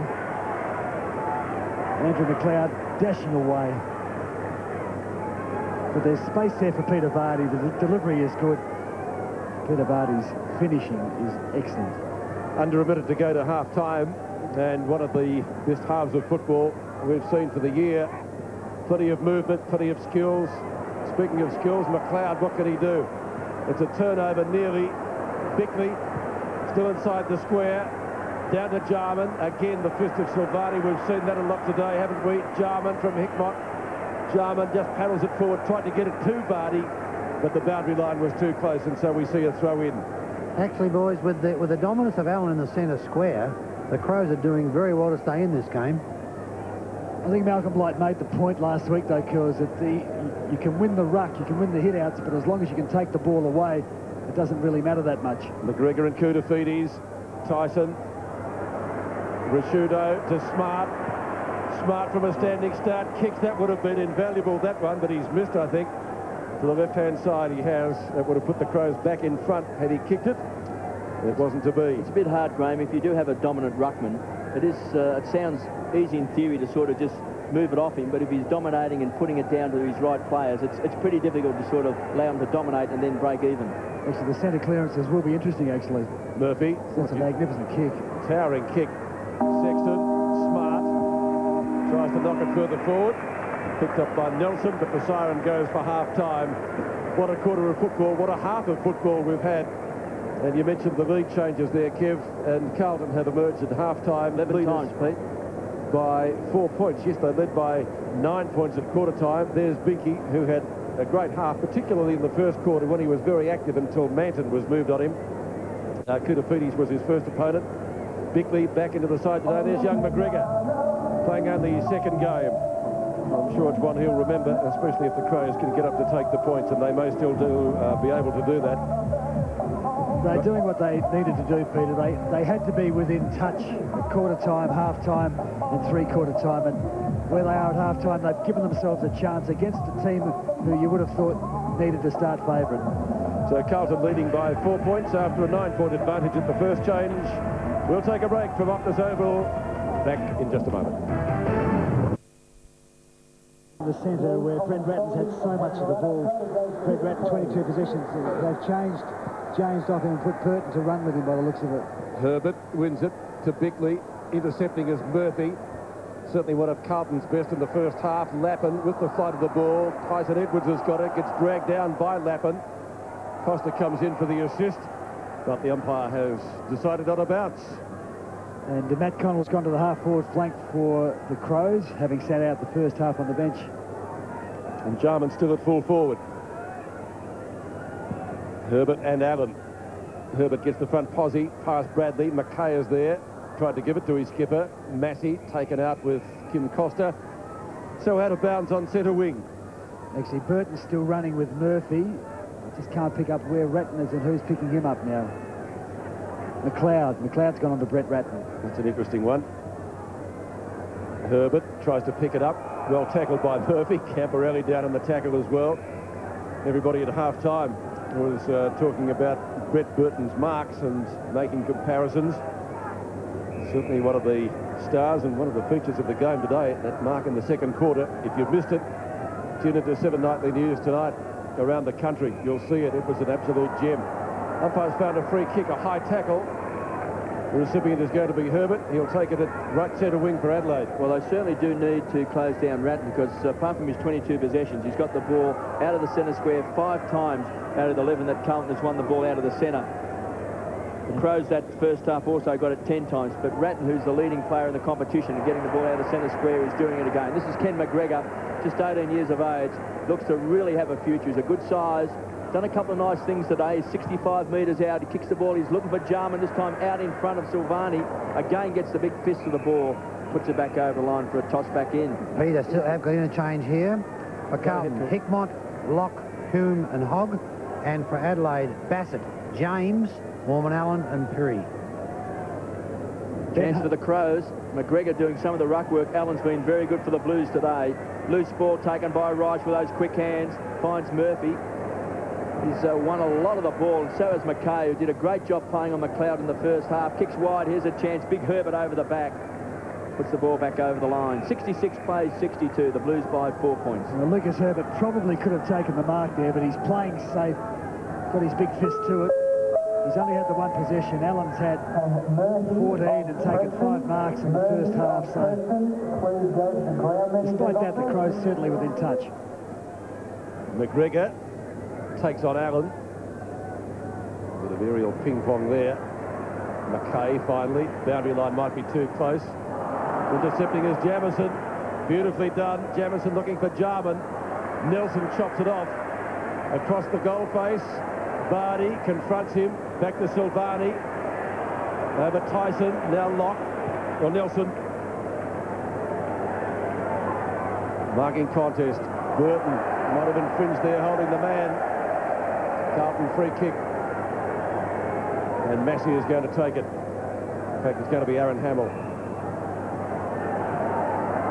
Started on the bench last week, Hamill against Hawthorn. Whitnell and Hart, that's out of bounds also on centre wing. No addition to the half-time score. That's interesting. Ben Hart has actually gone to centre-half back on Lance Whitnell. Yeah, I think it's a good move, that, Graham, because he does have a good spring to get the ball away from Whitnell. Stevens has gone across onto Aaron Hamill. Whitnell kicking 2 great second-quarter goals for the Blues. Smart. From right centre wing to half-forward. Binky outmanoeuvred. Chance for Vardy. Inside 50, snaps, misses to the left-hand side. And that time he has kicked it behind, so his tally for the day so far is 3 goals, 3, and the difference back to 3 points. James Tyson pleading with him, you say. Why didn't you give it, Peter? He's a half-forward, aren't they, Kevin? They love to kick goals. Blues by 3 points. They led by 9 points at quarter time, 4 points at half-time. Rice in the back pocket, goes short. Oh, nice. Finds Allen. That's a fine take, Kevin. It was down low. It was foreign territory below the knees for Allen. Kicks the ball back. Beaumont been very dangerous as well. Kicked a couple of goals early in the game. Was also benched. Back to Bradley, the general. From the edge of the centre square, drills it. He was looking for Pearce, who's booted 4 goals. Lappin, quick hands, back to Camporelli. Might have been leg. Bounces up off the ground, kicks short. Oh, great take by Murphy. A great interception by Costa. Burton goes to ground. He's been tackled by Pearce. It's a loose ball. Costa, being one of the Crows' better players in that first half, comes away, sets it up to the running Goodwin. Long raking left boot. Out in front was Vardy. Thought he had it and lost it. McKay, those clean hands. The old heads combined. Sexton back to Manton. Wants to set it up. It was nearly a look-away handball. Back to Bradley. Picking up the ball at will now. Belts the ball back. It's a poor kick. Herbert takes his second mark for the match. But still Carlton trying to overuse the ball. Oh, terrible kick. Absolute terrible kick. Koutafidis. They may make them pay the ultimate price because Hamill's got it now. He's a thumping kick. Never look at Stevens going crook at Herbert, because this is Stevens' man. Lucas Herbert just dropped his head curls. He walked back to the goals and knew it wasn't a good kick. But you can't, sorry, you can't do anything about it. You just have to get on with the next contest. And hope that he misses. Hasn't kicked a goal today. Kick number 6 for Hamill. He's taken 3 marks. Well, he has missed, so the difference is back to 4 points, which is what it was at half-time. 2 behinds to Aaron Hamill for the afternoon. The Carlton bench. We can see Locke there along with Hickmott. And also Barry Mitchell with the headphones on there for Carlton, the former great Swans rover and also Carlton player as well. There's Barry Mitchell there, and had a few games at Collingwood, and Matthew Hogg sitting beside him. Hasn't been on yet. Prosciutto to Jamison. Now picked up by Goodwin. Rice, with a punch from the back on centre wing, gets it away from Tyson. And the boundary umpire will throw it in almost in front of our commentary position here at Optus Oval. 10-7 to 9-9. No goals scored so far in the third quarter. The Blues still by 4 points. Allen over the top. Prosciutto's kick smothered. Smart. Bickley taken high by Bradley, one would have thought.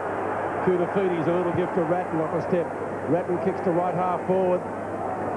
Whitnell and Hart, his new opponent. And Whitnell, clever there, he tried to tap it onto the feet of Hart to get out of bounds on the full, but it didn't work. Yes, and Ben Hart's extra pace and mobility there evident, where he's able to get back and close up Lance Whitnell, where another opponent he might have been able to turn and run away from.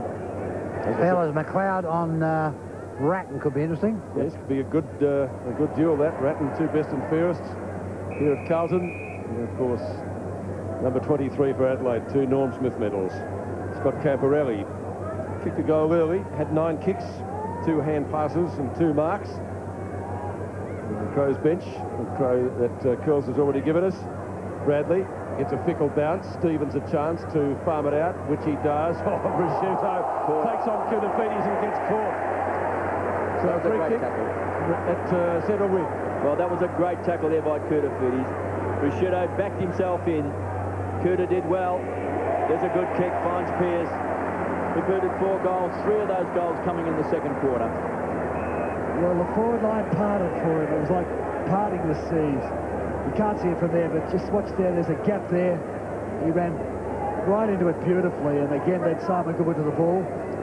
He had Allen wide. He said, no, I'll go for it myself. So now he does have to kick the goal. Had 10 goals for the season coming to this game. He's going for his 5th goal. Looks like he's pushed it left. Long arms go up. Lappin claiming the mark. Behind. It's one behind. So the Blues, 68 to 63. Jamison to bring the ball back into play. Leading goal kickers for Adelaide. Brett Burton's booted 3. Watch out for his mark later on tonight in Channel 7's news. Peter Vardy's also kicked 3. And for the Blues, 4 to Brad Pearce, 2 to Lance Whitnell, and 2 to Simon Beaumont. This is Simon Goodwin, half-back flank. Loose player is Hart. He's got the job now playing on Whitnell. Comes away from the half-back flank, kicks up towards the half-forward line. Murphy with a bit of pushing and shoving there. Here's Benke. He was very good in the first quarter. Manton shut him down in the second term. Benke had the honour of having Koutafidis taken off him. This won't suit Jarman. Playing in front was Connell, caught high, free kick to Nelson. Got him in a full Nelson as well. He's gone back onto Peter Vardy and hit that ball really hard. Manton can drop it in short. Allen does it well. Comes that loose player in defence and also in the attacking 50. He's having a big game. Whitnell was in that pack. McLeod has pounced on it. Comes away from centre wing. Can he set it up? Can we see a bit of magic? Connell has spent a lot of time on the interchange bench. Concedes ground. He's off. Camporelli, he's going to get 50. 50 metres. Well, I thought he was off. He was off. And I thought Camporelli had every right then to actually go over the mark. But until the umpire calls play on, he can't do it. Yes, but this is where the umpires are But he incompetent. can see it. The umpire can see what's happened. Everybody can see the player moves. Now watch him. He goes to move off the mark. He's off. Now the player reacts to that. The Carlton player reacts to it. The umpire doesn't. He went to turn, didn't he, Graham? And then once he did that, the umpire, if he wasn't quickly enough to see it as what Camporelli was, well then he should allow it to go anyway. It's very, very poor umpiring because the penalty is too savage and rewarding Matt Connell, who really infringed. This to put the Crows in front by a point. He's missed. Yeah, it doesn't matter if you're only 20 metres out. You still must kick right through the ball, which he didn't on that occasion. Just trying to poke it through. Yes. How often do we hear that said? He was kicked through the ball. Saw Vardy to Rice. Vardy stands the mark. Still 4 points the difference, which is what it was at half-time. Goals at a premium so far in the third. McKay favours the boundary line with a kick. Nearly a miraculous mark dragged in by Jamison. Couldn't quite control it. It's out of bounds. Shall we dance, boys? Yeah, it came off Nigel Smart's foot, Peter, and it's out of bounds on the full. Free kick to Ratton, therefore. He's going to bring it back again, I think. Doing a little bit pedantic. Corin Rowe. Mark McKenzie was the one who gave the 50-metre penalty. That'll be a mark. Koutafidis goes in short. That's too high. One would have thought. Hamill. Camporelli. Can he make amends? I think he can. That's a great kick. His second. Which 1 ton? Sorry, Ben Hart. That was courageous attempt by Ben Hart. 11-8-74 plays 9-10-64. So Ben Hart here showed a lot of courage. He made the ground, and you see Stevens coming across as well. Cop one high. The Blues by 10 points. Free kick inside the centre square. It's going to the Crows. Big Herbert. Matthew Allen comes back on the mark. Nigel Smart breaks wide. Loose player. Connell wants it short. Does well, gets around McKay. Feigned the hand pass, then unloads a big bomb. Burton there, pushed out again by Murphy. They won't allow Burt now to go for the ball. Manton does well, gets it back to Sexton. It's a hurried kick back towards the half-forward line. Crash, bang, down goes Tyson Edwards. Lappin comes away with the ball. Bickley was desperate for the smother. It's a loose ball. McKay does well across half-back. Kicks down towards centre half-forward. Herbert this time should take the mark. Does well. Third mark for the game. Goes wide. Finds Connell. Trying to make up for that missed goal from 30 metres out. In front, Vardy. He's been a dangerous player. He's booted 3-3, including a post of Vardy caught by Bradley. They'll ball it up. No opportunity that time. It's a ball up. Until a couple of moments back was still in the hands of the trainers. He's on hands and knees on centre wing. He's still a little bit the worse for wear, Ben Hart. But he's staying on the ground. That's courage. And boy, do they need him at the moment. McGregor taps down. Rice, he looked as though he could have been taken high as well, but it will be a boundary throw-in. Difference is 10 points. Carlton leading 74-64. David Parkin has obviously told Manton and anyone else who's standing next to Brett Burton, don't let him get a run at the ball. Just stand in front. And each time it comes down, they get in his way. They're actually shepherding off the ball. It'll be interesting to see whether the umpire will pay a free kick. Ratton to Camporelli, on to Sexton. Sexton bombs it up to Whitnell on centre wing. Punch away by Hart. That's in the back. See, there's a very strong Crows contingent in this crowd. Unusual when you come to Victoria to hear the Crows supporters almost outnumbering the Carlton supporters. Well, there's thousands of them here. Jamison kicks to half forward. Silvani leads Jarman out. I'd like to see Jarman a little bit further up the field, get him into the play. Silvani at right half back. Jarman's kicked the one goal, but he's really been starved of opportunity. Just the one kick and one mark. He's better than that. This guy was a star in the first quarter. Beaumont. Lappin. Bradley says go. Bickley comes at him. Bradley wants it. He's gone a little bit longer. That was great vision. A mark taken by Nelson. Well, it was beautiful crumbing by Lappin. He stood in front of the pack. The ball came off hands. He was right where he should be. Darted away. He was trying to draw Bickley here, and Bickley wouldn't be drawn. So he looked to field. Saw Ben Nelson, who'd run strongly from the back pocket. That was Peter Vardy, his man on him. Has a chance to convert. Yeah, he's a towering kick. And an accurate one.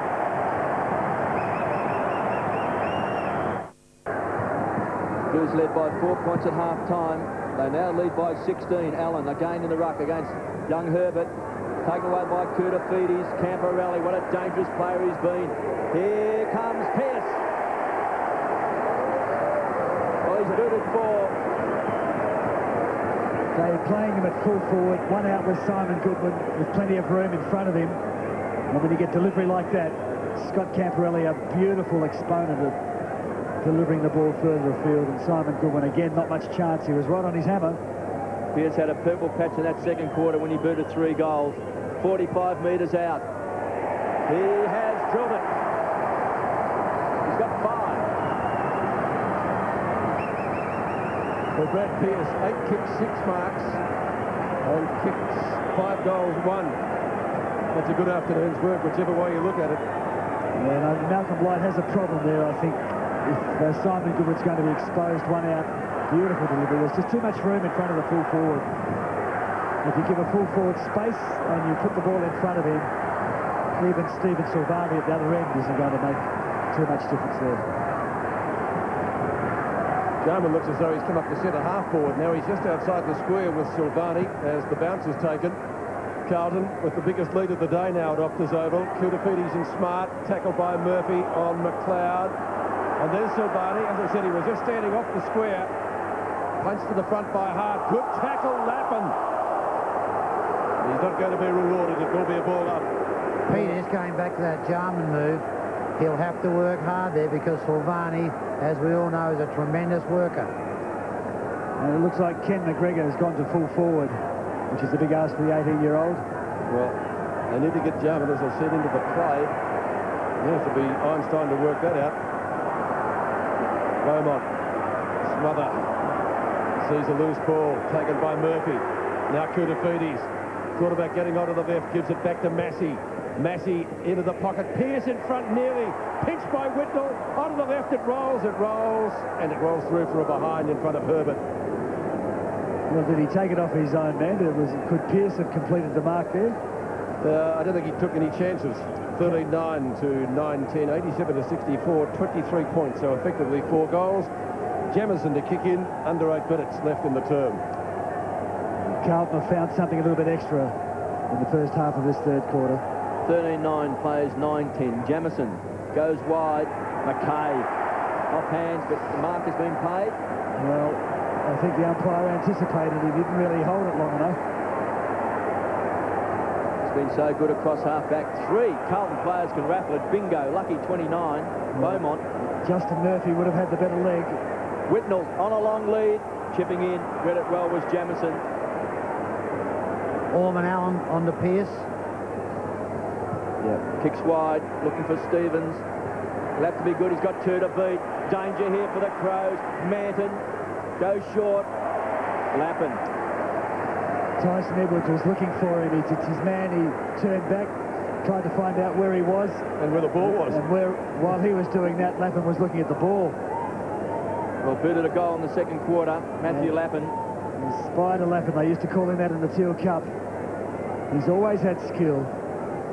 Played every game for the Blues this year except one since coming across from the Saints. He's going to bend this back. He has nailed it. You can get it dipping. 4-3 to 2 behind this quarter, kicked by Carlton. The difference was 4 points at the main change. The Blues have blown the game wide open, and there's still plenty of the third quarter still to go. They get it out of the centre once more. Tackled by Costa. Now he goes in to pick it up. Nearly legged. Bickley off a step. Kicks towards half forward. Rice, a little bit of a nudge there. Tyson's got it. The advantage was paid. Bradley's got him holding the footy. Things not going right for Adelaide at the moment. Rice at left centre wing. A real tough nut if ever there was one. Whitnell nearly Hamilton Stevens. Stevens stops it. Can he stop Whitnell? Over the top. Is it a free kick? Umpire says, keep playing, boys. I'm umpiring. It'll be a ball up. Massey was the one asking the question. Well, he's got rid of it. He's dragged down. The release was pretty good.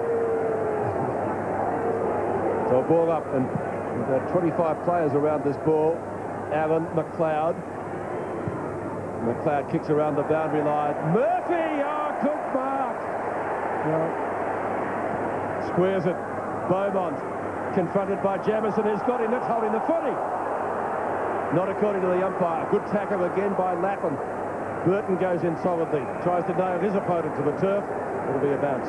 Kevin, I think Carlton have certainly lifted the bar a bit about as far as their intensity is concerned. Well, they've booted 4 quick goals. Curls. They led by 4 points and have gone bang, bang, bang, bang. 16 points, then 22, 23, 29. So they've really thrown out the challenge now. We'll just see what's in the Crows' tank. Camporelli has been so good today. The Blues, this midfield group of players. I thought Whitnell had that long enough. Taken away by Smart. Pumps the ball back. Here's Manton from behind. Over the top of Benke. Silvani has had the better of Jarman. Benke this time does well. Didn't quite hit his target. Tyson has been on the bench for most of the game. Bang! Crash. Went down from Nelson. Shown plenty of promise today. Under pressure. Jarman tries to feed the ball out. Here's Burton. He may have been legged. Over the top. Maybe there's a free kick to Silvani. Still no whistle. Coming away is Bradley caught. He's been gang tackled. Here's Varney. Caught by Murphy. Magnificent stuff at Optus Oval. Nelson does well. Gets it back to Camporelli. Toe pokes at the Kunafides. Backs himself. McKay. Long-ranging handball. Finds Rice. Heads to the centre square. Bangs it long. Here's a chance. Pearce in front. Massive. Couldn't take it. Loose ball. Costa across half-back. Bangs it wide. Space is on the Crows' side. He's hoping for the line. He's got it. Great passage of play. Bradley's down in front of us here. So's Camporelli. Both players hurt in that physical exchange. Magnificent stuff here at Optus Oval. 93 plays 64. Yeah, Camporelli copped a late one, and Bradley, in the thick of things, was confronted rather heavily as well. Allen and Herbert, they've been at it all day. The Blues ruckman has had the better of the duel, certainly the more experienced of the pair. We may be able to see Bradley's bump just a little while back. Here it is here. Well, he tries to take them on. He's tackled and, well... And Camporelli, just after that, got a decent old shirt front. Might be worth seeing that again, I reckon. Massey, oh, he was taken high there by Smart. That will be seen by the umpire, or was seen. And feelings just a little bit high here. Watch Bradley again there. Just watch as he goes to the ground. Yeah, well, he didn't quite see it. Allen's kick in the meantime to half forward has been marked by Whitnell. Peter, that was a magnificent kick by a big ruckman to the leading at Whitnell. Superb, wasn't it? And Whitnell, a chance to convert. He's kicked 2 goals too. Both of his goals came in the second quarter. It's close, or maybe touched on the line by Stevens. Yes, it was. So 2 goals, 3 to Lance Whitnell. 14-10 to 9-10, so the difference is an even 5 goals now here at Optus Oval. Rusciuto, 94 plays 64. He's had a duel today with Camporelli. He's had it 18 times, Mark Rusciuto, and he's taken 4 marks. Connell comes away from the half-back flank. Here's Allen. He's read it so well today. Some inexperienced ruckman against him, and Allen, arguably the best big man in the competition. Again, Murphy won so much of the ball. Pumps it long. Whitnell looks dangerous. Free kick. Connell came in. It was good play by Brad Pearce. Pearce was in the goal square.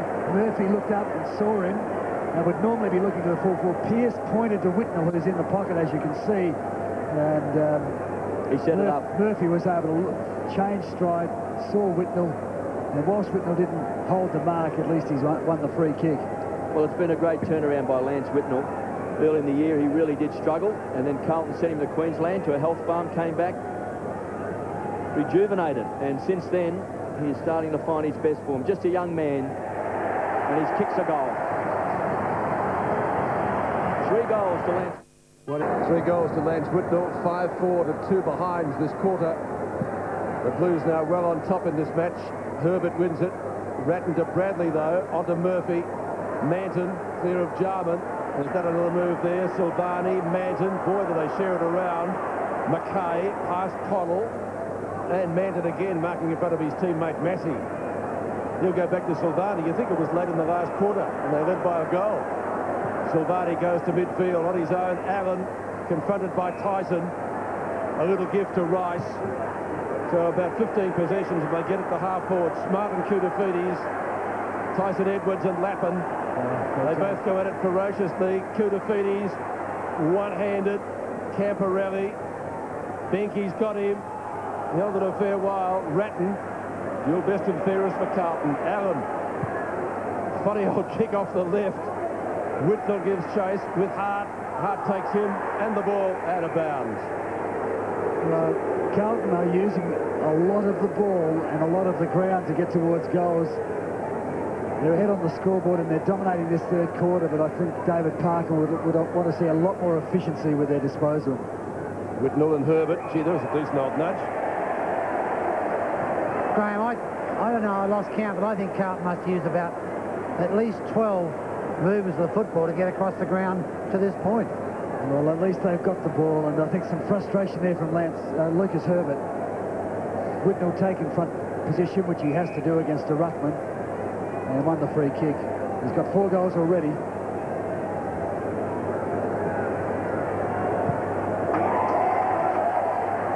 He's missed that one.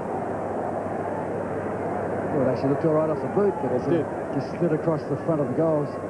And behind, so he kicked the goal previously with a free kick, but he couldn't get one that time.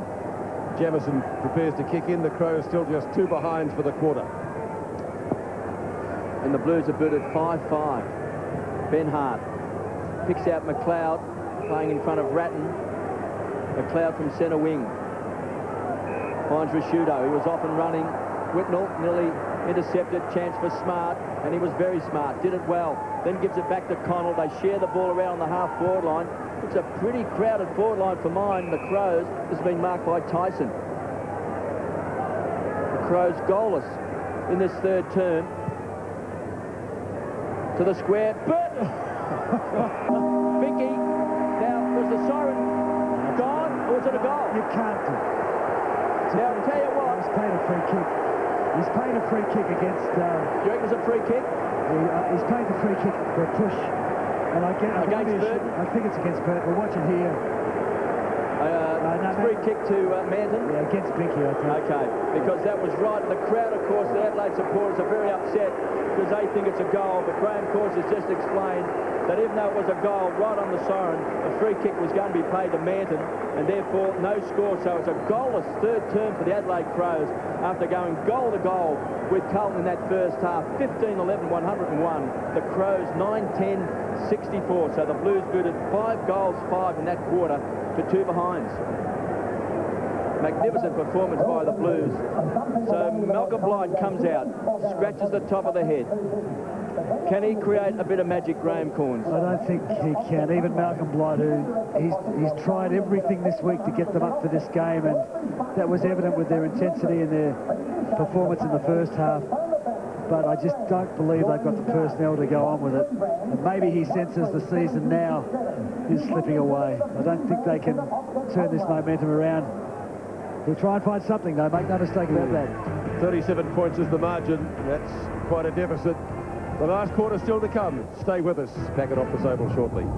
Carlton lead by 37 points at the final change. 2 of the matches today. Melbourne and Sydney, Collingwood and Geelong. 3/4 time at those grounds. Let's check the scores. Look away if you don't wish to see them. They're coming up on screen now.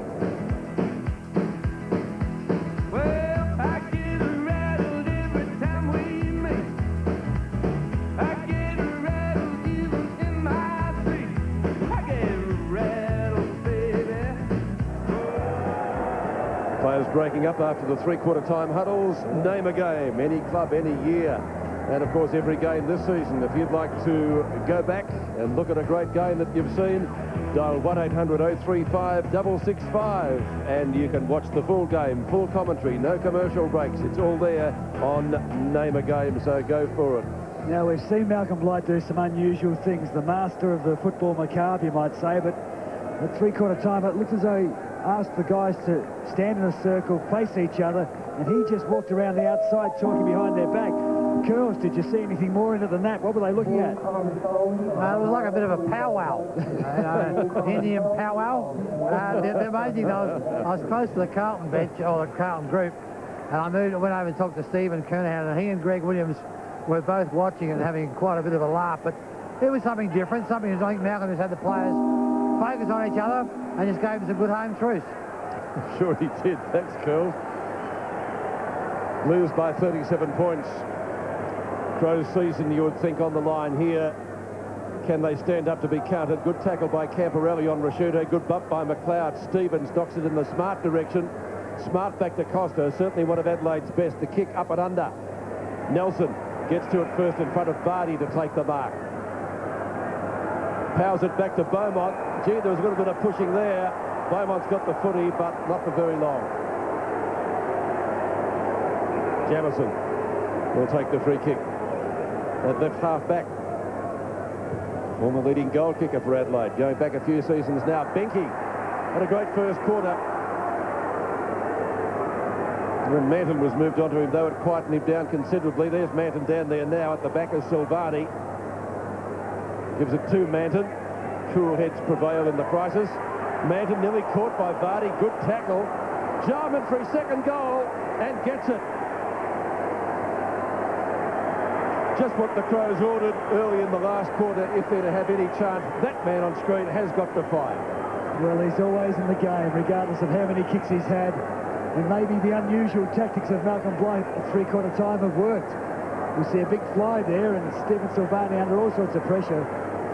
Good tackle here on Matt. He just cannot break clear.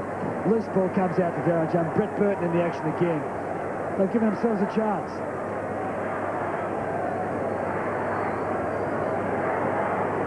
Two goals to Darren Jarman. One plays 70. 3/4 time, the Blues had 102 more possessions than the Crows. Just gives you an idea of that dominance in that third term when they kicked 5-5 to 2 behinds. Murphy has been absolutely magnificent today for the Blues. Kicks back inside 50. There was a lot of pushing and shoving. Hamill does well. Some fancy footwork. Bang! McLeod, the tackler on Camporelli. Loose ball. It may have worked that powwow at 3/4 time. McLeod on the run. Drills it. Maybe a push out there. McGregor, here's a chance for Binky. Needs a kind bounce. It's a wild handball. Vardy can't keep the ball alive. Squeezes it over the line. Kevin, just to clear up a little confusion before the three-quarter time siren, the umpire's trainer just told me the umpire's whistle snapped and he couldn't blow the whistle to pay the free kick. And there was a free kick to Manton, and Adelaide supporters thought it was a goal right on the siren. That's correct. When in fact it was a free kick to Manton against Burton. Okay, thanks, Curls. Chance for Vardy, taken to ground, Ratton. He's had a huge game today for the Blues. Tyson spent a lot of time on the bench. He's outside of 50, trying to set it up. It's a wild handball. Silvani, with strength, breaks the tackle, comes loose. Chance for Vardy, runs into the open goal. This will be a team lifter. He's got it. The screen is their leading goal kicker today. 4 goals, 3 to Peter Vardy. Burton has 3. Bounce in the centre. The Crows with the first 2 goals of the final quarter. Can they maintain their momentum? Bickley from right centre wing. Kicks it well inside 50. They need a mark. They're not going to get one. Nelson has got it. He's been very solid. Silvani in front of goals. Out to Bradley. Bit of experience there. Bradley will try to slow it down. 16 and 6 his stats today in his 301st game. Silvani's been good on Jarman. Jarman kicked just 1 goal, I think, while he was playing on him. He's kicked 2 now. It's a free kick to Lappin against King Costa. Lappin at left centre wing. Will he give it to McKay? Yes, he will. McKay goes long. Herbert up high, couldn't complete it. Pearce, always dangerous, bends it back, but not enough. He's kicked it behind, and that's a rarity today. So 5 goals, 2 to Brad Pearce. Peter interchange for Carlton. Hickmont, Locke, Hulme and Hogg. Adelaide, Bast, James, Connell, Perry. Carlton looks so much better when they move the ball down the centre corridor quickly than when they try and go so wide. They're just giving the Crows every opportunity to win the ball back. Ben Hart brings it in, and Trent Orman-Allen gets his first possession of the day, marking in the back pocket. He's actually gone back to fall back on Brad Pearce, and it appears to have quietened the dangerous Pearce down. So Allen, Orman-Allen kicks the ball wide. Matthew Allen was the high flyer. McLeod lifting his rating now, does well. Drew the opponent, didn't quite hit the mark. Stevens got the kind bounce he wanted to the half-forward line. Here's Burton. The jumping jack's got it. He took an absolutely magnificent mark in the second quarter. One of the marks of the year. Certainly be a contender for the Cadbury mark of the year. No doubt about that. Here's Manton. He's done well since he's been moved on to Binky. Forced back over the line. Boundary throw in. 102 plays, 76. The Blues by 26 points are led by 37 points at three-quarter time. Goalless in that third term with the Crows, but they've bounced out early in this final quarter. Kicked 2 goals, 1 to Vardy and 1 to Jarman. Chance for the Crows. 35 metres out from goals. All tied up by McGregor and a ball up. Perry's just come back on the... Sorry, change for the Crows, Peter, sorry. Perry on, Herbert off. I was just going to ask you that. McGregor taps down. Silvani. Bounce. Favours Massey. He runs out of room. And we'll see a throw in about 60 metres from goal. Peter, there's a bit of body language here from the Carlton. They just seem to have tensed up a little bit. Well, the Crows are still in it. Too early to write them off yet. Nearly 16 minutes of play remaining in the match. So every chance if they're good enough. Perry there, you can see on left of screen, number 22. Smart over the top. Has to get an effective tap. Costa, intended for Smart. Ratton, the 2 number 7s do battle. Ratton from McLeod. Massey. That's a free kick. There is a whistle. Coming back to Ratton. Yeah. He's always at the coalface, Brett Ratton. And Ratton and McLeod are opposed to each other. It's been a tremendous contest since half-time. 9 and 20 for Ratton. Allen. Hand pass for Massey. Oh, Crunch. It's a Carlton mark. Might have been a free kick downfield anyway. Koutafidis. Too strong. Beaumont has got it 35 metres out directly in front. Just have a look at this crash. It appeared to me that Chris Massey was taken a little bit late. Well, probably slipped into it. So good umpiring. Koutafidis took the mark. And Beaumont, who had such a good first quarter, had run strongly off the wing. He's playing half forward, but he'd run from the wing and got him behind Rod Jamieson, and the kick from Kurtafides found him. He took a strong mark. Beaumont for his third from about 40 metres. It looks pretty good from here. He likes it. By 32 points, 3 goals to Simon Beaumont, 5 goals to Brad Pearce, and 3 goals also to Whitnell. And for the Crows, Vardy's booted 4, Brett Burton's got 3, and Darren Jarman 2. So we've lost the ball here, have we? Oh, you see, but hear it, wouldn't you? Did it go into the Crows area up there? Oh, no, there it is. It's come back. So the ball has been returned. It's in good hands. You would have pinched a few when you were young, Kev, wouldn't you, over the back there? He's still in his bedroom. Well, the Crows need the next goal. They started well in this final term. Interesting, Malcolm Blight at three-quarter time put all of his players in a circle to face one another as he walked around the outside, speaking to them, asking the players to eyeball each other to bring something out in this last quarter. Punched away by Trent Orman-Allen. Slapped on. Chance there for Whitnell. Quick hands. Hamill trying to crash his way through Camperelli, the danger man. Whitnell will tap the ball on. Spiked it back. Couldn't come off. Here's McLeod, weaves his way out of trouble. Again, slapped on that time by Smart. Here's Bickley, overruns the ball. Kurtafides, 65 metres out to the square. Touched on the line by Kim Costa. No, that's good football all round. Gee, boys, that Ratton's played some sort of game for Carlton. Once he gets his nose over the ball, he's like a bloodhound. Well, he's had 30 possessions. He's had 10 kicks and 20 handballs. They've had some good players today. Bradley's also had it 24 times. And Murphy has had it 30 times. So they've won a lot of the ball, the Blues midfield players, as Jamieson brings the ball back. 33 points the margin, KB. They need the next 3 goals, you would think, to maintain some sort of momentum if they're going to get up and pinch this match. Murphy from behind, Perry in front, Beaumont, Ratton, possession number 31 on Kurtafides.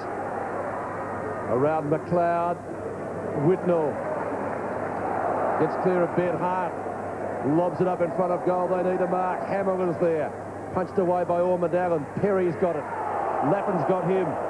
It's out of bounds. It'll be thrown in the forward pocket, 10 metres from the behind post.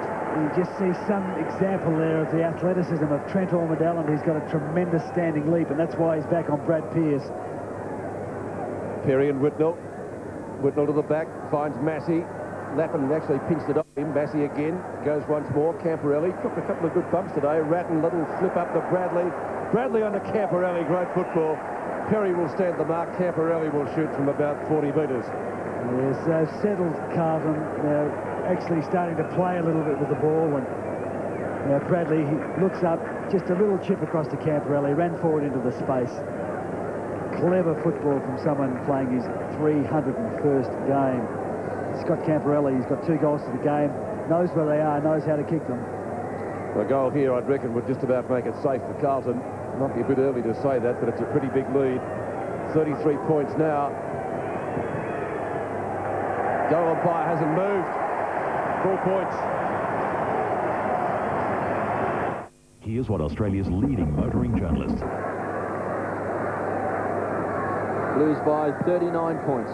5 multiple goal kickers today. Allen been so good in the ruck. Kurtafides has found some good form. Here's Bradley, the running machine. On the half-forward line, again sets it up. Lappin's got it. He's off and running. 45 metres out. Beaumont with the flight of the ball. Thumped back over the line by Jamieson. Good at 3 goals today, Simon Beaumont. 2 in the first quarter and 1 in this final term. They're playing inspired football now, Carlton, and Bradley has just found another gear. Mark Bickley's run with him all day, but Bradley's looking for something extra now. Whitnell with strength, down to Lappin. Could bounce through. Oh, it has. Incredible. What a goal. Matthew Lappin, the rubber man, has just produced a fantastic goal. And there's Captain Marvel. He likes it. We just watched this. Lappin pounces onto it. It's the banana ball, so if it's spinning to the right, As soon as it hits the ground, it'll start bending back to the left. That's exactly what it did. He's played a tremendous game.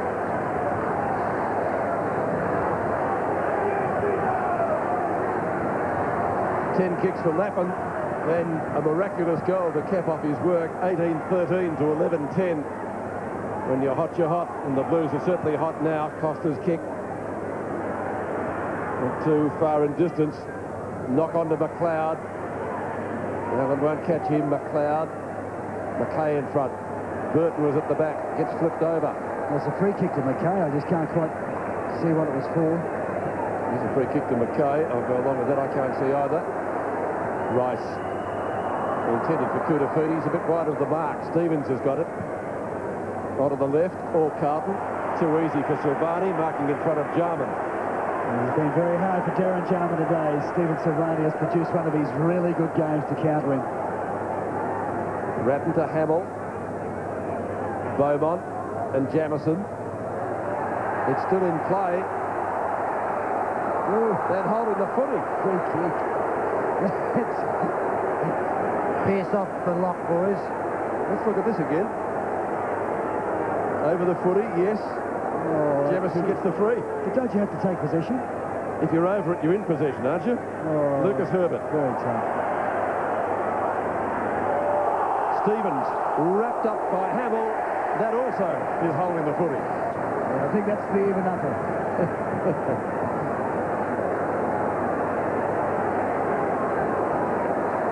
Hamill goes short. He's got Kudafides. Oh, Hart missed what he should have taken. Bradley may make them pay. Lappin. Whitnell, Hart bangs it at goal and registers only one flag. So Whitnell has kicked 3 goals, 5. And Rice takes a rest. It's 18-14 to 11-10. Jamison to bring the ball back into play. The Blues have answered the challenge by the Crows, who bounced out of the blocks in this final quarter and booted the first 2 goals of the term. But Carlton, an improving side. McLeod has got it at centre-half back. Gives it to the running Tyson Edwards, can set it up to Goodwin inside the centre square, then bangs the ball long. McGregor. Yeah, it was a good lead. Unfortunately, his opponent, Michael Sexton, slipped as the ball was in the air. But nevertheless, it was a magnificent delivery of the ball. Graham Ratton off for Hume. Okay, just giving him a rest. He's played by Simon Goodwin. Tremendous kick. And Kenny McGregor, he's been very impressive in his first couple of games. And by the way, Ken McGregor, the tennis player, Peter, was also a very, very good footballer in Adelaide. Yes, that's right. McGregor from 40 metres out. Has kicked a goal.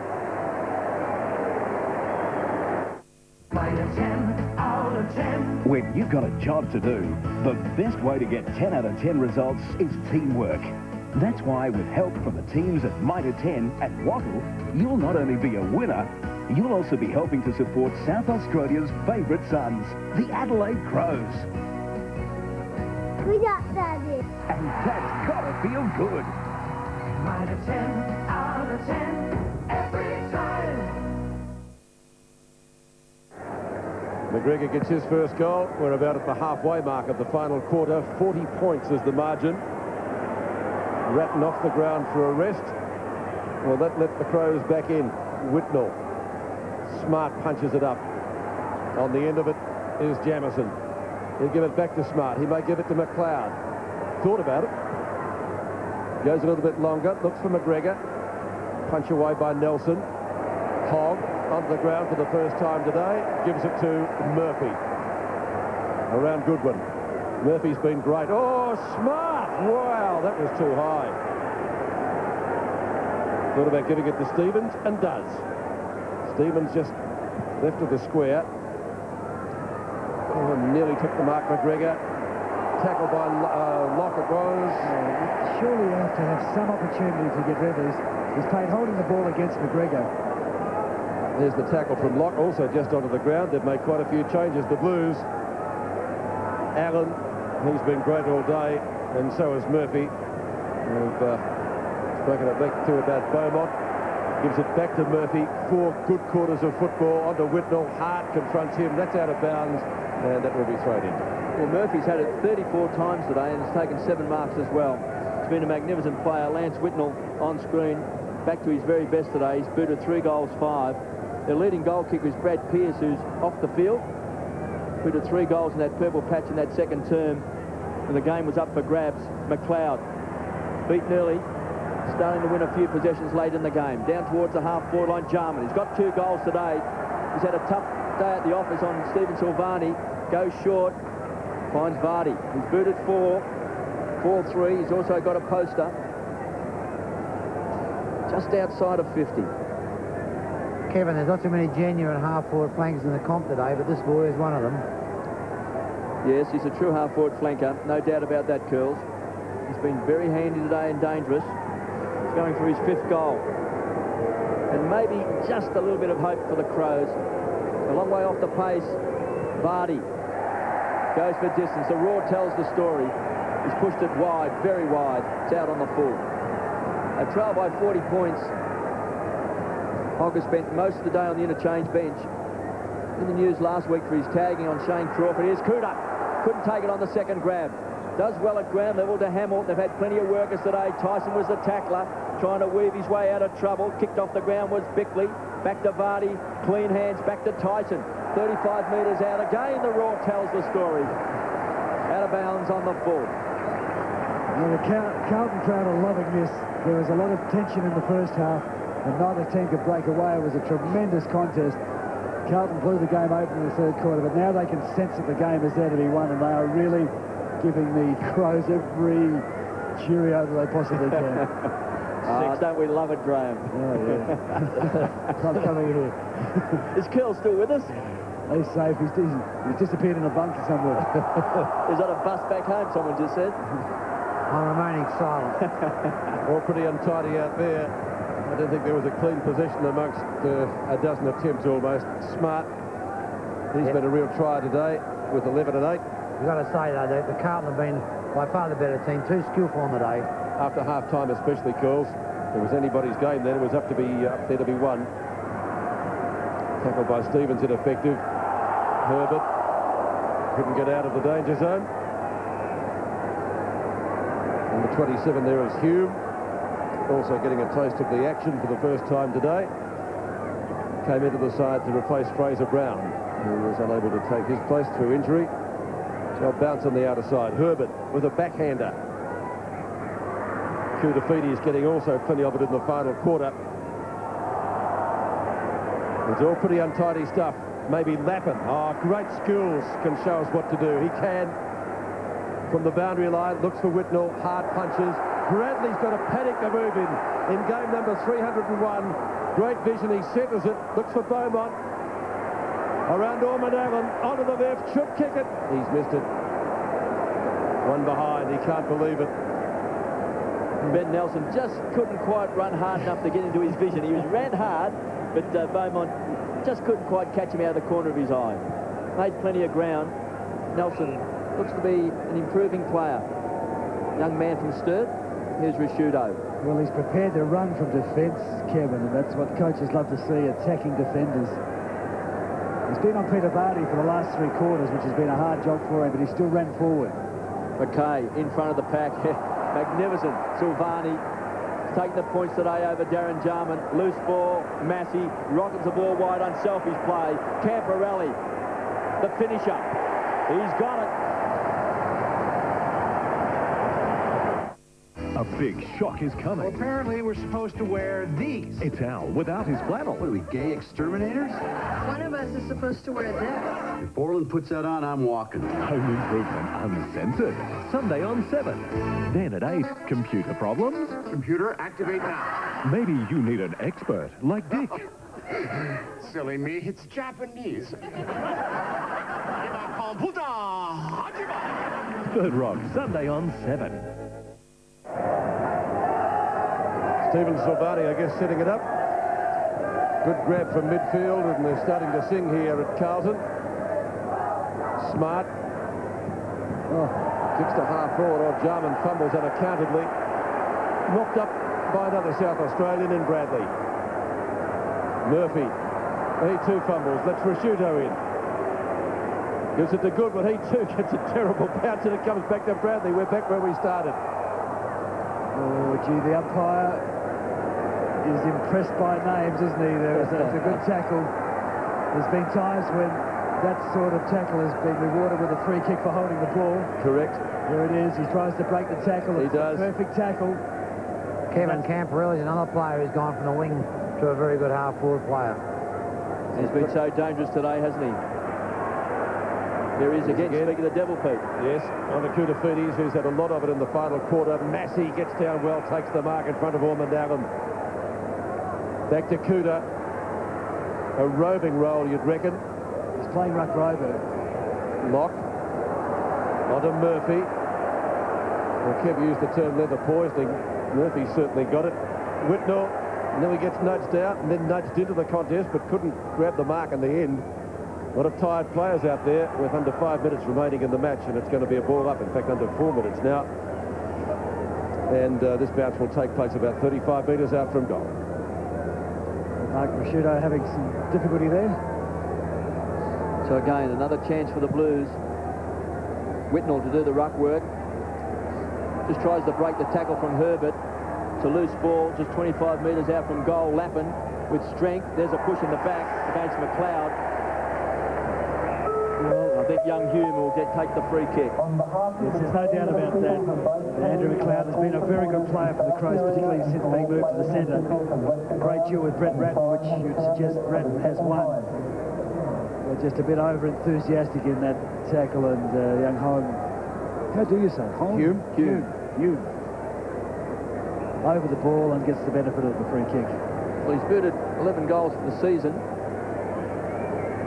He's just 35 metres out. And again, he has drilled it. Well, this has been a magnificent last term by Carlton. They booted 5 goals in that third term. They've also booted 5 goals in this final quarter. Yes, and young Hume has given Andrew McLeod a bit of a spray after that. I don't think there's any need for it. Andrew McLeod's just trying to do the right thing and tackle. There's no untoward display at all by Andrew McLeod. He's got the free kick, he's got the goal. He's satisfied with that. 10 goals to 3 after half-time. So pretty well one-way traffic. The Crows started the last quarter well by getting the first 2. Carlton sprung into gear. Bickley from Smart. Again Smart. Burton and Mackay. Manton, well, he went without the football. He'll give it to Sauce. Silvani in the left back pocket's going to go right across goal. Mackay tells him to keep going. Burton chases, but he won't catch him. Out to Hume. Keen to get a taste of the footy. Intended for Camporelli. Kicks it straight to Rashuto. Rashuto on left centre wing. He'll give it to Nigel Smart, who's tried for 4 quarters of football. Massey on the mark. Yes, I don't think it's the time to slow it down, though, Nigel. No. Just, you can see the clock there ticking down. Getting pretty dark here at Optus Oval too. Murphy, Sexton, Manton, they're all there. Jarman's tackle it effective. Went through again. McLeod wrapped up in a tackle. Now back to Stevens, a fresh air shot like me playing golf. McLeod still trying as well. Murphy, he's been fantastic. Confronted by Stevens. Hume shuffles it up. Murphy, he just keeps getting where the footy is. Smart couldn't handle it. Beaumont can. Around Edwards. Beaumont from right half back. Ormondalan in front. Punches to the side. Ball will go over the line in front of Lappin and Rashuto for a throw-in on centre wing. Well, this has been a very impressive performance today by the Blues. Coming into this game, they're 8th on the table, 7 and 7. The Crows were 11th, 6 and 8. But Carlton since half-time, they led by 4 points at half-time, came out and blew the Crows away in that third term, lead by 37 points at three-quarter time. They've gone on with it in this last term. McLeod, Burton, another ripper. Well, he's taken taken 3 screamers today. It's not quite as good as the one he took in the second quarter, which undoubtedly will be one of the contenders for the Cadbury Mark of the Year. But this again is another great leap. That's Sexton there, and of course young McGregor, but Burton up in front. Kev, he doesn't drop them. They're just one grabs, aren't they? Well, that's why I said the mark he took in the second quarter was like Gary Albertson against Gary Pert, except he hung on to his. Here's Burton going for his 4th goal. What an impressive young player this man is. Well, he's a thrill seeker. There's no doubt he's impressive. I'm a bit puzzled as to why he's been moved out of the centre of the ground to the half-forward flank since half-time, where he's been pretty well held. And this is just a bit of frustration, I think, on Burton's part. He's been well held by Mackay. He sees the opportunities, last chance to go for it, and takes a great mark, kicks the goal, but probably better used around the ball rather than simply at half-forward.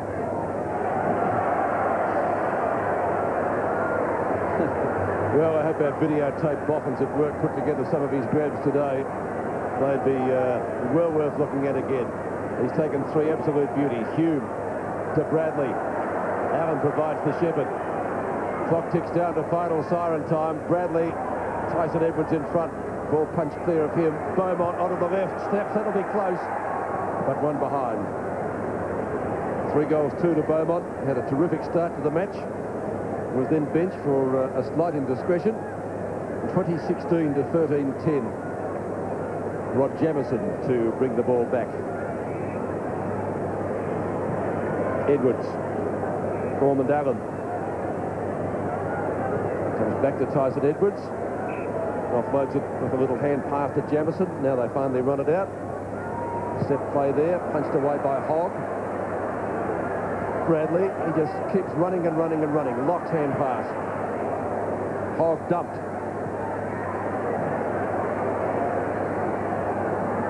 Lappin applies a tackle, and it will be a bounce in the last half minute of the game. It's been a long time, Graham, since I've seen 3 players win as many possessions as Murphy. 37 possessions, Ratton 33, and Bradley 31. You just can't allow players to get the ball that many times during the course of a game. They've had good players marking him too. Bickley's been on Bradley. Murphy had a good run with Simon. So there's a siren though, Peter. Well, a magnificent win to Carlton. 20 goals, 16, 136. They defeated the Adelaide Crows 13-10, 88. In a magnificent second half by the Blues, where they kicked 10 goals in that second half. And in that second half, Adelaide Crows only able to kick 4 goals. Stephen Silvani on screen. Magnificent performance today on Darren Jarman, who came into this game with 15 goals in his past 2 games. He was held to just 2 goals today. Well, it was a tremendous game of football, particularly after half-time when the contest was close. But all right, let's go down to Curls. Yeah, ready to go. Well, great win. The boys needed that one. Yeah, well, we needed this one especially for last week. We had a good win last week. But to play the Crows, who were coming back to a bit of form last week against Geelong, we always knew they were going to hit us hard coming over here. They play all right here, so it's a very good win in the end for us. Bit of pressure early, but you got to win that third quarter. Anything said at half-time break? Just basically get them one-on-one the contest. They're a pretty offensive team, Adelaide. They just run forward. We got them in one-on-one the contest, and hopefully in the end we won, so it was good. Matthew gave you a good start in the centre. Pardon? Matthew Allen. He's been carrying the burden all year with Porter out. Was, justified with his stage selection. He's been good all year, Agate. It's been great. Well played, all the best. Back to you, Peter. Thanks, Curls, and we saw Justin Murphy's stats there. 23 and 14. He also took 8 marks and 3 tackles as well. That's not a bad afternoon's work, is it? It was a tremendous performance by him. He had a very good contest with Brett Burton in the first half. They were the players who were opposed to each other. Burton was moved out of there, as was James out of the centre off Brett Ratton at half-time.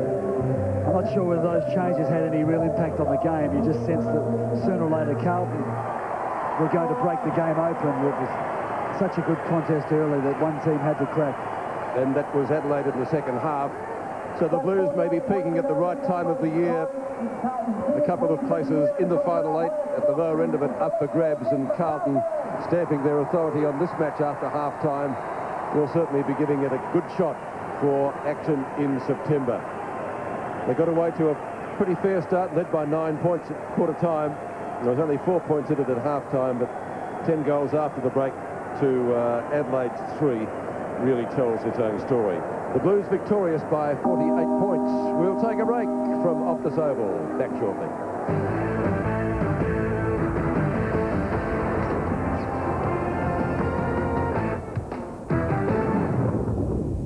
From the dead calm of an ocean paradise comes an Australian mini-series event.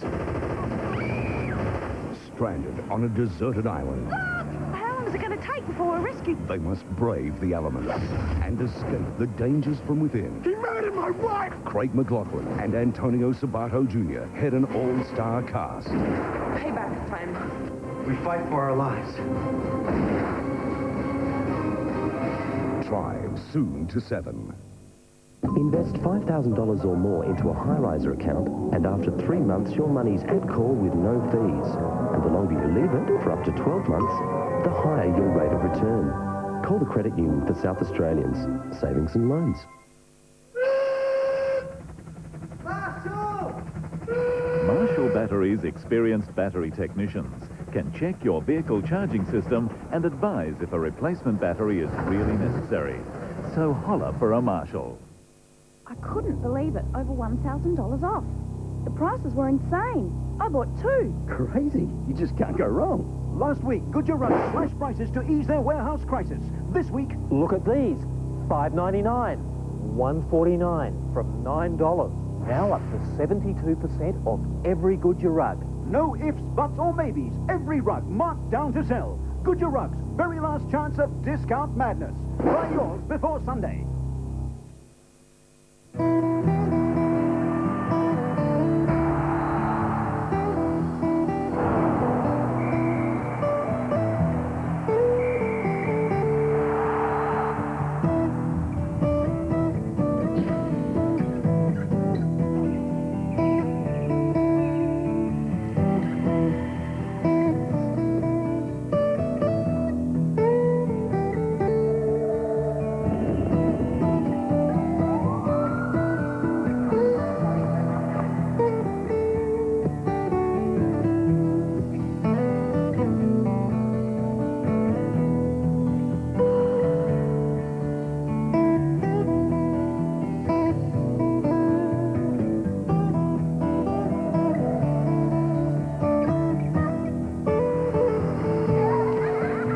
The health cover that will make you feel a whole lot better.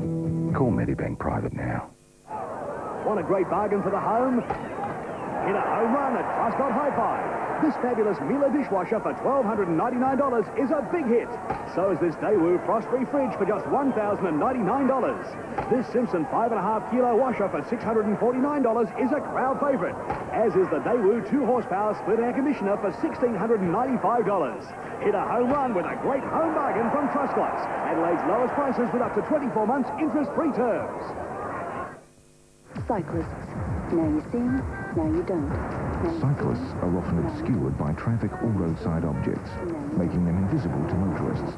That's why it's important for motorists to be extra watchful, and for cyclists to wear light-coloured clothing and use lights after dark, because the sooner you're seen, the safer you are. So if you ride a bike, make sure you can be seen. And if you drive a car, watch for cyclists. Now you see them. Together, let's do the right thing and share the road. Carlton coming away after half-time with 10 goals to 3, and the Blues running out convincing winners to keep in touch with the final 8. Goal kickers at Optus Oval this afternoon. Carlton led from their centre-half forward, Lance Whitnell. Camporelli got 4 goals, and Brad Pearce got 5, including a magical second quarter in which he kicked 3. For Adelaide, Burton got 4, and Peter Vardy got 4. Jarman, limited opportunities against Silvani, finished up with 2 goals. 7 Sport hope you're enjoying this match as part of the 1999 Coca-Cola AFL Premiership season. Just adding up here, Graham, Ratton, Murphy and Bradley, 101 possessions between them. They had a sensational game, and not that the Adelaide midfield was poor with Bickley and Burton and Brett James, but there's no doubt those particular players were the very good players. Bit of a clash there. We saw Benny Hart going down, a nice tap out by Hamill, and came to Scott Camporelli, who was always dangerous off the wing. Copped a couple of bumps too, from which he bounced back, but looking at the stats again as we see some of these highlights, Carlton 126 more possessions, so I suppose it stands to reason they should have won the game by a fair margin. They did overuse the ball too on occasions, going wide rather than down the centre. This young fella, Matthew Latham, he's sensational. Committed, contests the ball and finishes beautifully. They also had some good other performers in the four. Like Brad Pearce was very good, and Lance Whitmore I thought was great at centre-half forward. Brian Vinke had a good game. He started well, didn't he, until Manton went on to him. Exactly right. Some good pressure here from the Adelaide forward line players. Just holds the ball in the area. And Brett Burton getting it out to Darren Jarman, who found kicks very difficult to get on Stephen Silvani, who had a superb game on him. Yeah, Silvani didn't get many touches himself, but I suppose to you, I put this question, would you almost put him in the votes? He didn't get in the votes, but he deserved to be there. He's certainly in Carlton's best five for the job he did on Darren Jarman, because he's so dangerous. Peter Barty in screen, kicking 4 goals. So important to Adelaide. He's been missing so often. Whitnell and Perry there contesting it, and nice little tap down. And this is a great goal. Bounces back, goes right, bounces back to the left. I love watching Matthew Laffin play. I know there's nothing of him, but he does the sensational things. He took that well. sensational mark earlier in the season at the MCG. It was an absolute beauty. Today he's come up with what might be a goal of the year. Your votes, how did you see them? Yes, well, very difficult. Brett Ratton, I gave the 3 votes to. I tried to get a Crows player in there, make no mistake about that. I couldn't. Justin Murphy was excellent, and Lance Whitmore centre-half forward, 4 goals. They're the 3 I gave them to. Okay, well, there it is. We'll take a break from Optus Oval. Back with more after this.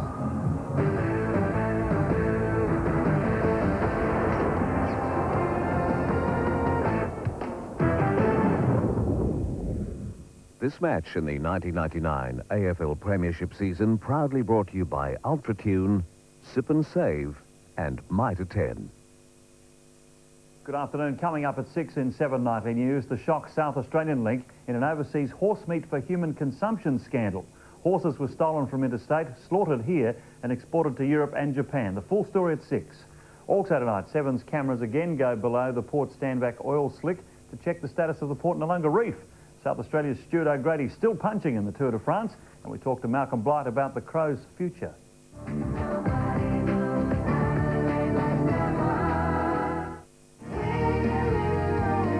London, Paris, New York, Rome. Explore the world's great cities on a budget. I'm going to let you in on some of those surefire money savers. The Great Outdoors is back, Tuesday on 7.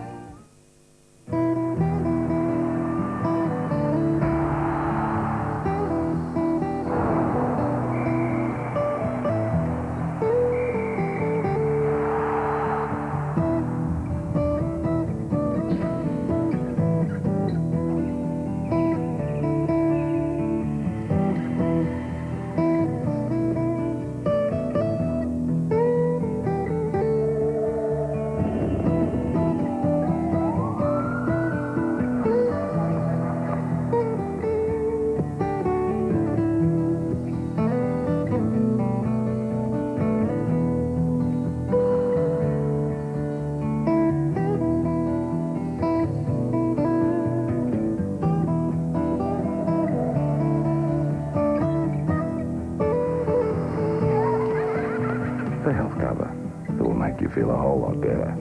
Call Medibank Private now.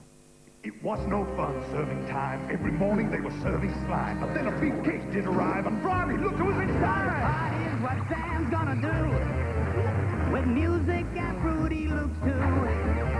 Crunchy, scrummy, goofy shape. Makes a kooky, wacky party you just can't escape.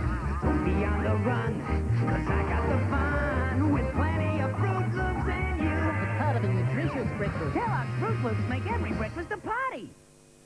James' family vision began with my grandfather, Alfred James, in 1922. Today, as the leaders in bereavement care, understanding our clients' needs is essential. That's why we established the Alfred James pre-arranged funeral plan. With our plan, you make all your own arrangements, and if you choose to prepay, your money will be safely invested in a capital guaranteed contract. There are no extra or hidden costs. Contact us now for more information. The ophthalmology unit here at the Flinders Medical Centre is a world leader in corneal graft research. Established 20 years ago, the unit's eye bank has given sight and a new lease of life to thousands of people both here and overseas. It also led to the establishment of the Australian Corneal Graft Register, which contains 10,000 grafts. South Australia is now the only state that doesn't have a waiting list for corneal transplants, and more than 3,500 corneas have been supplied for patients. The surgery is not particularly difficult, but the support that's required to make that surgery work is considerable in terms of eye banks, research, long-term tracking of patients and so on. And this is the contribution that's been made at Flinders Medical Centre. Research has revealed that corneas from donors of any age can be used for transplants, provided the cornea is not diseased. Current research programs funded by the Flinders Medical Centre Foundation are examining ways of improving corneal transplantation using gene therapy and biotechnology. What happens when the greatest soccer team of the 90s meets the pick of Australia? Find out when the Red Devils take on the cream of our overseas and home-based stars. Thursday, 8:30, the Socceroos versus Manchester United, only on 7.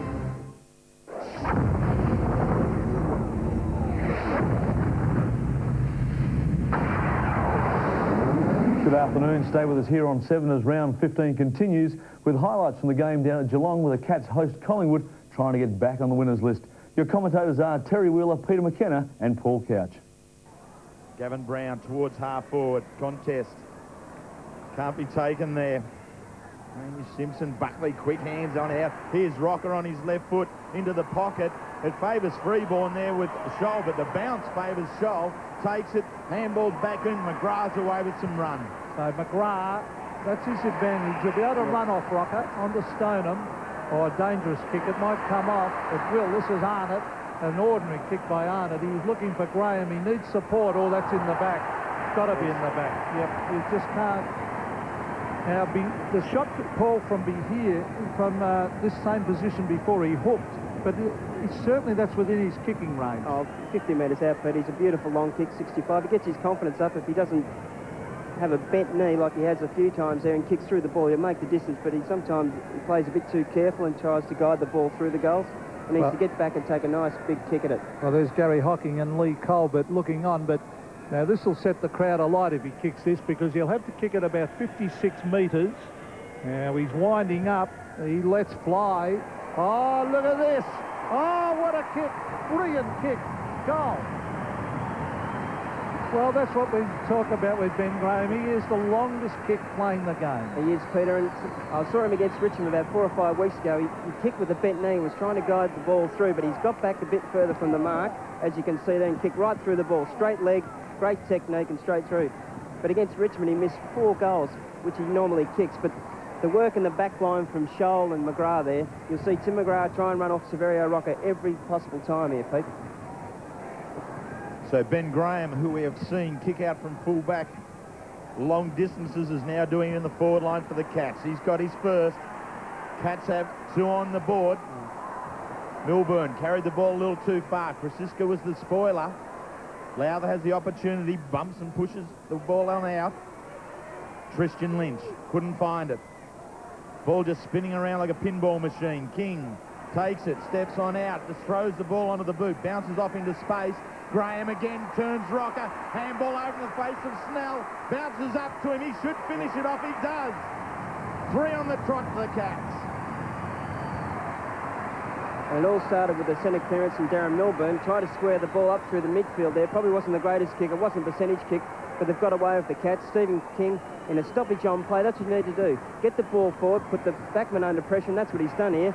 There's a one-on-one contest here with Ben Graham and Anthony Rocker. Uses his body well, Ben Graham. Handballs over to Jason Snell, who is noted for his goal kicking. Yes, good body work then by Graham, set that up. He just got Rocker out of position to set up that hand pass. Monkhorst and King. King won it. Oh, good play by Lowther. He copped it high, and so all of a sudden Geelong, after being very tentative, looked good. The kick in towards Graham will come from the rear. Oh, he's marked it. Oh, how'd he get that in the middle of 2 Collingwood players? Graham is marked, and we're about to witness another long bomb.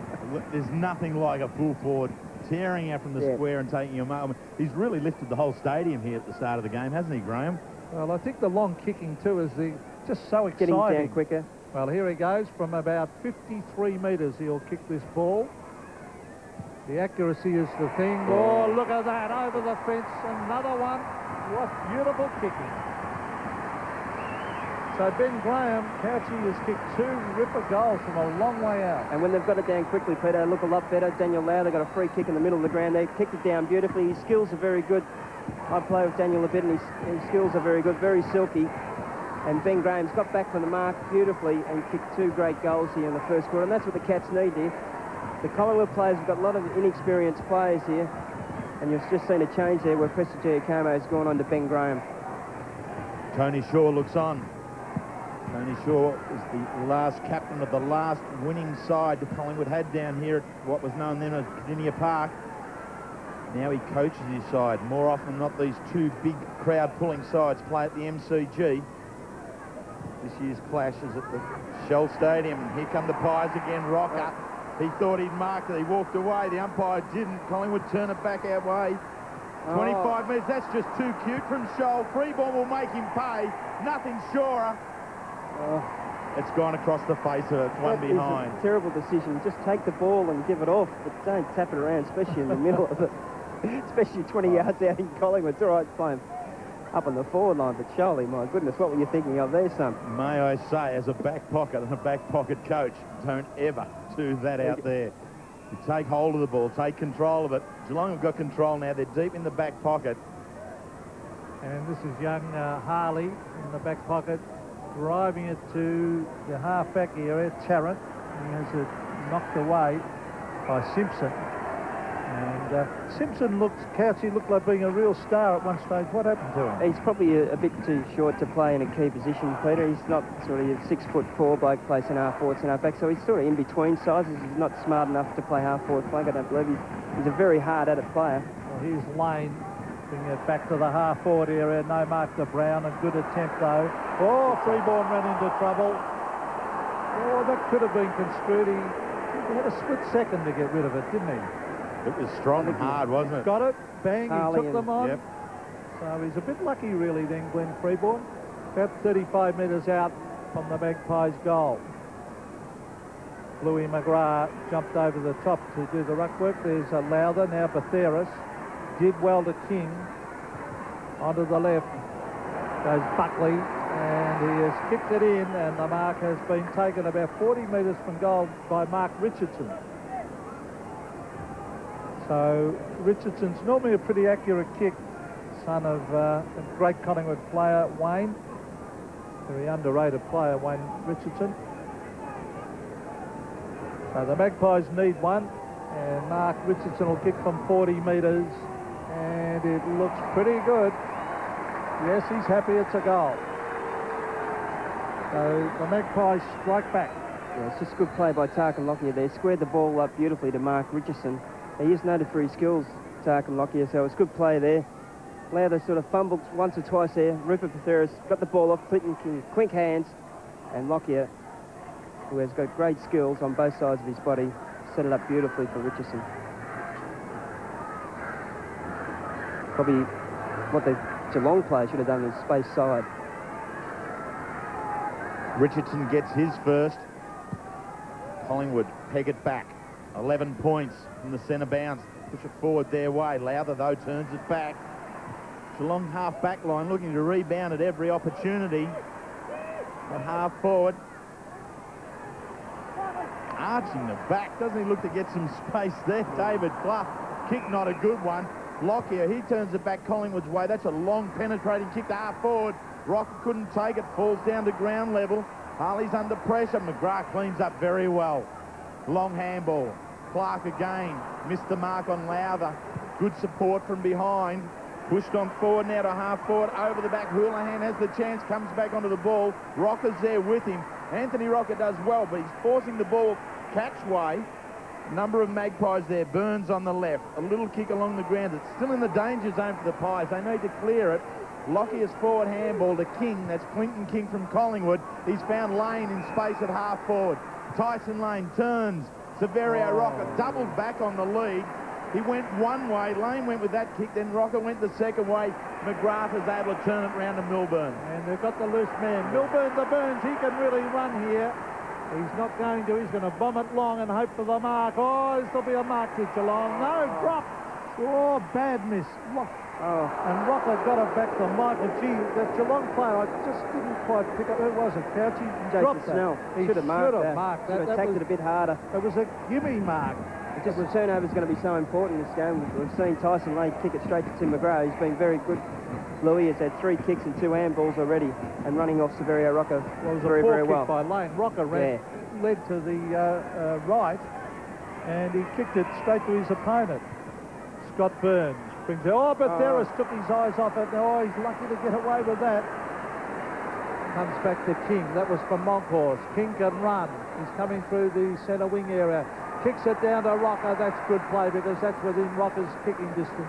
And we've got 2 of the longest kicks in the game playing at the opposite ends at full forward. The great direct football, wasn't it, that Clinton King was prepared to take the game on. Gavin Krasiska came down to give protection with the Shepherd. And at full forward, that's the way you like it. Come in quick and hard. So Rocker, can he kick like Ben Graham? He did earlier. He'll kick just outside 50. He lets fly with a booming drop punt. That's a great kick by Rocker for his second. So 2 to Rocker and 2 down the other end to Ben Graham, and all from around the 50-metre mark. That's right. Intelligent leading by Rocker, though, to lead into space, and that's what Collingwood have been doing over the last couple of weeks. He prepared to go through the corridor here, and Clinton King uses his space there, 2 bounces, and unloads the ball beautifully to Rocker. But that's what the Collingwood side, and that's why they've been so successful the last 4 or 5 weeks, is prepared to go through the corridor. Don't go out wide. The shortest way is home. 2 big, long-kicking full forwards in action at Shell Stadium. They both have 2 goals. Ben Graham for Geelong, Severio Rocker for Collingwood. And here come the Pies again into half forward. Riley can't find the football. Riccardi, he couldn't clear the area either. Buckley, Richardson runs into trouble. Picks it up. Tarrant on the left foot. Excellent kick. Rocker didn't really come with the conviction he needed. McGrath takes the bounce. Handball puts Steinput under all sorts of pressure. Krasiska throws it up the top. Brown flies in the centre. Freeborn off the ground with the left. He's just throwing the foot at it, and he put it through. Great play, Freeborn.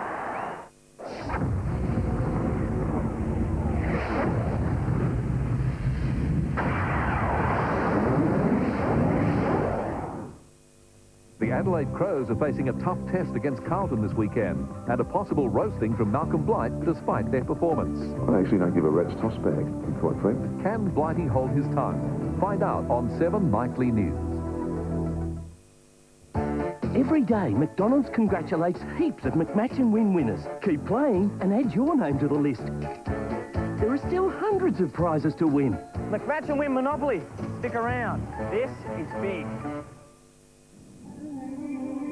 It's been totally re-engineered and redesigned with more safety features and more luxury than ever before.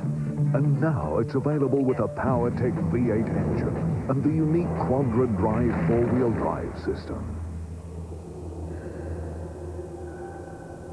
Introducing the all-new Jeep Grand Cherokee, the most capable Jeep ever. Hi, home improvers. The Stratco Saver catalogue is full of value. Pages of home improvement and hardware bargains. Thumb through it. It's out now.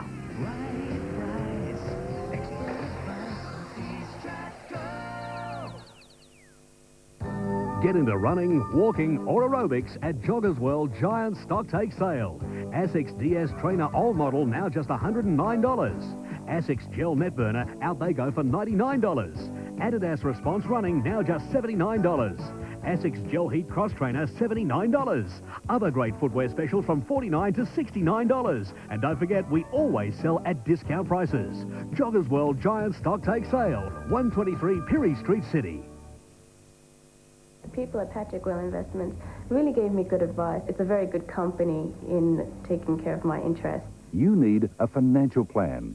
So come to Patrick Whelan Investments. It's an individual plan that comes out for our particular purpose. And the biggest advantage, I think, is they've got a wide range you can pick from. They seem to be more careful. If any friends ask me about investment, I tell them to go and see Patrick Whelan. I wouldn't go anywhere else. Patrick Whelan Investments. Your security is our priority. Heart and soul, I fell in love with you. Heart and soul, just like a fool would do madly.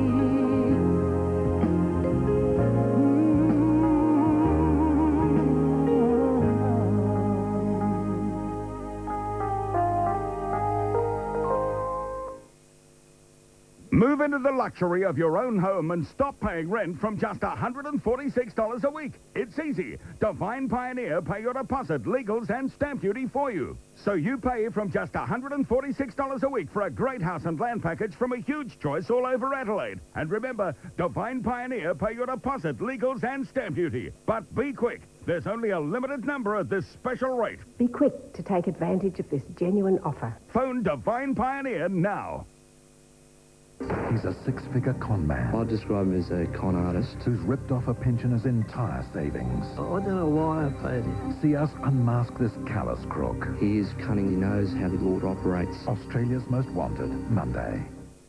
Snell, they've got to start moving it quickly. The Cats, it's a very crowded forward line. Very crowded. Prestigier, Como and Graham. Graham couldn't mark. He's got it. Gets it out here. Steinford, back to Graham. Oh, Graham's handball to a man who was covered. Then Graham back after it again. King's after him. Graham good enough to get in the hand pass. Oh, this is good play for the catch by Wojcinski. Buckley, though, finds Burns. Oh, shocking kick. Barnes, cleverly, good shepherding by Milburn. Very good shepherding by Milburn. Allows Arnott to mark. And that's the skill of John Barnes. He can make decision making. It's a bit of a worry for all Geelong supporters here, but just smart play there to give the ball off. And Arnott's... Well, there's now Arnott's kicked it across to Houlihan. And Houlihan will kick from slightly closer, but directly in front. It's a beautiful kick, this kick. Puts his head down over the ball. He's got a beautiful action. Are you backing from there, Couchy? Oh, I back him. I like him because he's got good vision, uses the ball sensibly. And he probably had a lot of injuries. So Adam Houlihan, nice and relaxed on the way in. And it looks good. Couchy's right at the goal. So Adam Houlihan kicks his first. And now the Cats lead by 4 points. Well, we got one right, Peter, but it's usually a lottery when you say that. But he's a quality finisher, Adam Houlihan. I like him in the side. He's just had a lot of injuries over the last couple of years. That's probably held him back a lot, but he's had 4 kicks, 4 handballs, 3 marks and a goal then. He's used to the ball and his vision's very good. He can set play up. He's hit the top of the square a couple of times in this quarter and been very good for the Cats. So Geelong, who trailed by 9 points at quarter time, have kicked 3 goals in the second quarter. Collingwood just the 1. The Cats out by 4 points. John Barnes has made a difference. Buckley turns it back Collingwood's way to half forward. Tarrant in the front of it, can't take the mark. Pressure from everywhere. Severio Rocker over the back. The umpire will bounce the ball. Buckley's had 11 kicks, 6 handballs, 17 possessions. And Riccardi, who's playing on him, 8 kicks, 2 handballs. Rocker to do the ruck work against Harley. Rocker gets it away. Brown. This is the Tarrant. You want his left foot. Can't kick on the right. Gives off to Buckley. Now, this bloke can kick on the right. No doubt about it. The skipper's got it. Just a quality player, Nathan Buckley. 2 possessions in the last 2 minutes there in the play. He's just one of the best players in the competition. That's what he expects him to do. Just all class there. Gavin Brown quickly handball. Tarrant tried to get on his left here. Didn't know what to do. Just squares the ball up to Buckley. He doesn't let him down. A great right foot snap by Buckley, and that puts Collingwood in front by 2 points. So Buckley showing what a great finisher he is. There's Monkhorst who's getting nearly every hit out in the middle. King, no mark to Brown. He tried, he still got it. Well done, Brown.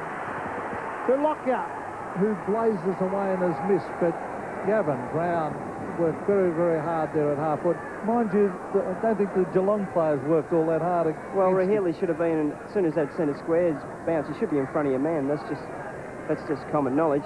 But as you saw, Rahili went to the ground again, made it so much easier for Gavin Brown. I'd love to play on a bloke who doesn't keep his feet. You've got to use your feet. You can't be forward to be on the ground. Tim McGrath out towards the half-back there. Could be a Collingwood free kick here. Interference on Rocker in the marking contest, the umpire said. thought Barnes had front position there, Peter. I didn't quite see that.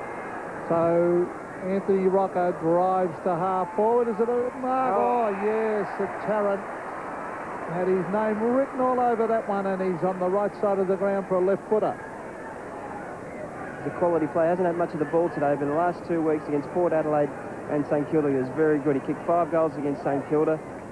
Very smart player. Out of the crop of the youngsters, he's probably the best, they say, so he's got a big future ahead of him. Well, there's a vital 3 minutes of play coming up here. The Magpies lead by 3 points. If you can make it 9, then the next couple of minutes are very, very important. There's the kick. Right through the middle. Magpies by 9 points. So Chris Tarrant kicks his first. Hasn't been in it much, as you've said, Couchy, but that's a good little lead getting towards half-time. That's what you need to forward, just to not be in it sometimes, but he set up a goal there with Buckley handballed it off to him, and he's done a great job here. Good leap, jump at it, and he shows a lot of potential, Chris Tarrant. This is where all important here. The centre clearance is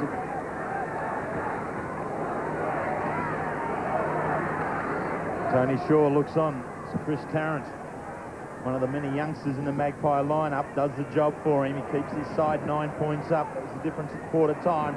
Here's another chance. The same man gives it off. Beautifully hit by Fuller in towards Rocker. Excellent work from Brad Fuller on the burst. There's a good couple of minutes for the Magpies. especially late in the term, Peter. It's only the 25-minute mark, and 3 goals in 3 minutes. Very damaging for the Cats to go in at half-time. Magpies starting now to get success through half-forward. Worked tirelessly at it during the early part of this second quarter. Now the results come. Rocker is going for goal number 5. He reckons he's got it. So does the goal umpire.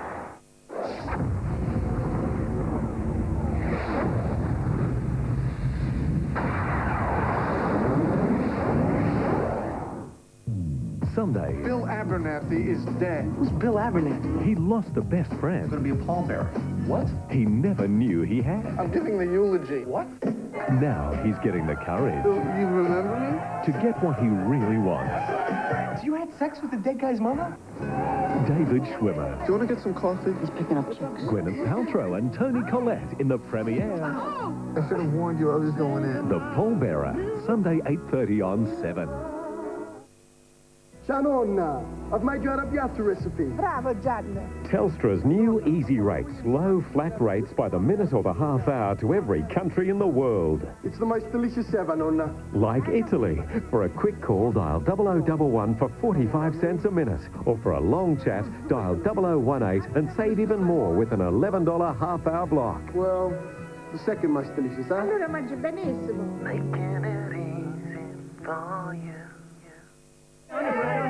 Well, come on, Frank. Light your candles and make a wish.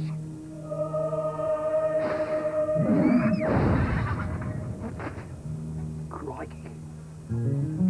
A real Falcon 1-tonner with a super cab. Unbelievable. What a donk. Nothing like a big V8. Oh, mate, you couldn't have wished for anything more. Unbelievable. The new Falcon 1-tonner. It's unbelievable. If you're planning a wedding, book your formal wear this month at Ferrari's, and regardless of the wedding date, you can hire from just $49 per outfit. That's a saving of $41. But hurry, it's for bookings made this month only at Ferrari Formal Wear. People travel from all over the world to see the Outback. Fortunately, we have it on our very own doorstep. The Stratco Outback. A veranda, carport, patio and pergola system with exclusive design features and a brilliant high-gloss color bond finish. The Stratco Outback is unique and affordable, and you need travel no further than Stratco or an authorized dealer. Move into the luxury of your own home and stop paying rent from just $146 a week. It's easy. Divine Pioneer pay your deposit, legals and stamp duty for you. So you pay from just $146 a week for a great house and land package from a huge choice all over Adelaide. And remember, Divine Pioneer pay your deposit, legals and stamp duty. But be quick. There's only a limited number at this special rate. Be quick to take advantage of this genuine offer. Phone Divine Pioneer now. It'll be the biggest stock take sale of the century. The Corners betting sale is bigger than we ever imagined. Come inside, I'll show you why. Look at the bargain hunters. It's no wonder. Look at the prices. Futon beds $249, bed and trundle $99, double bunks only $279, queen size Sleep Haven luxury Silvermere save $500. Hundreds of people have already saved up to 50% on their mattresses. More ensembles, $199, and mattresses for $22. This is Le Cornu's biggest ever betting sale. How big is it? It's big.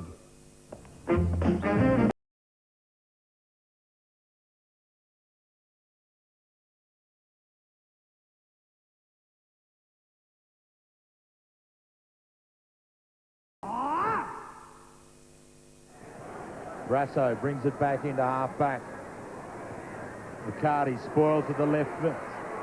Down to Lynch, trying to make amends now, but Jackatine comes in. Collingwood 38, flicks it on out. Quick hands, Buckley to King. Away they go. The Pies into half-forward. Tarrant's got it. Left footer looks up. Here's Severio, gives it to him beautifully. Rocker has kicked 6 straight. I want to get back to this kicking for goal from 20 metres, 3 players. Just disgraceful for an AFL players, and with no wind. We'll probably hurt them again on the scoreboard here, Terry. Geelong have had opportunities. There is no doubt about that. Give Severio Rocker 7 opportunities. He kicks 7 goals straight. That's sharp shooting. Rocker's kicked 7. Geelong, meanwhile, make a meal of it in their forward line. There's 4 opportunities there, 4-goal turnaround. Rocker's kicked both goals, 2 goals, and, well, what can you say? David Mensch has missed a sitter. Tristan Lynch has missed one, so it's a 4-goal turnaround, really, at 24 points. So Geelong haven't played poorly through the midfield. There's just the finishing has really hit them. 13 times Anthony Rocker's now kicked 7 goals in his career. So... having a ball. So Sav Rocker, magnificent exhibition of kicking at one end, and down the other end it's shocking. Jackatine, quick kick. Tarrant flies from the front of the pack. The bounce goes to Betheras. Taken away by McGrath. They're playing with little confidence, Geelong. And take it over the line is Frankie Rasso. Collingwood seem to have all the answers, and some encouragement for Rasso from Buckley. Buckley still the ball follows him. He's had 21 kicks and 7 handballs. And Daniel Lowther's playing on me now, Peter, and they made a change there. Riccardi. Riccardi, as you say, he started on Buckley. Good kick by Riccardi. They need a couple of quick goals, and they need them quickly. Bull Land will use it beautifully. He's That's got better. great skills. On the Riccardi. Will he miss? No, he won't miss. I think he's goal. He has. So at last, Geelong... Well, he's kicked 3, Riccardi, and his last, someone's kicked straight because their finishing has been pathetic. Adam Houlihan's played very well today. He's just his finishing. He's been very good. Kicked 3 goals, set up 1 there for Peter Riccardi. It's just his vision and his skill. That's what you need. You need good finishes in around your forward line there, and that's what he's been able to do today. That's a time. Tony Shaw looks on. Riccardi has kicked 3. Best this year, but Tony Shaw has the answers. His side is up by 20 points. Monkhurst and Buckley are starting to dominate the centre bounce. Tim McGrath in front of Anthony Rocker, charges the ball away to half-forward. Michael Snell, joined now by Russo. Michael works with Lockyer, and it has made it. It's safe, it's good. Only by centimetres. Geelong to get back in. They need the next goal, but Geelong. It's out of their reach. I'll tell you what, I still think there's plenty in this game yet. Well, it should have been a 4-goal turnaround if Geelong had kicked straight, Pete. Monkhurst, front position, takes it, but handball's intercepted by Arnott to half-forward. Snell at ground level, bounces off Barnes, kicks across the body. Need a forward in front. Houlihan, Bell bounces over the top. Prestigiacomo just slaps it towards the line. And again, the ball will be thrown in. Collingwood get close to goal often. Geelong do it. Collingwood goal at their end. Geelong miss it theirs. This is a good opportunity for Geelong now. Barnes in front. Tyson Lane at the ball. Won't really want it. And has fooled the umpire sufficiently because it was deliberately out of bounds. But I'm not going to tell him, Tyson. 20 points. Collingwood have led at every change by 9 and by 15 points. Extended it on out. So winning each quarter. Collingwood in defence here now. Richardson to the outer side. Jackatine takes it. There's space in front of him. Under a little bit of pressure, which was good from Milburn. The kick falls short at centre forward. Brown does very well to Patheris. His kick us up high. The two rockers. Anthony in front. He's got it. Anthony Rocker has taken the mark.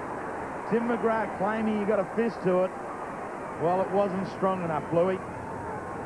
And Gavin Brown's hurt him at ground level again. Just his hands use off to Patheris there. He's been very good. Rocker was prepared to take that front position and deserve the mark. And you'd have to pay the mark too.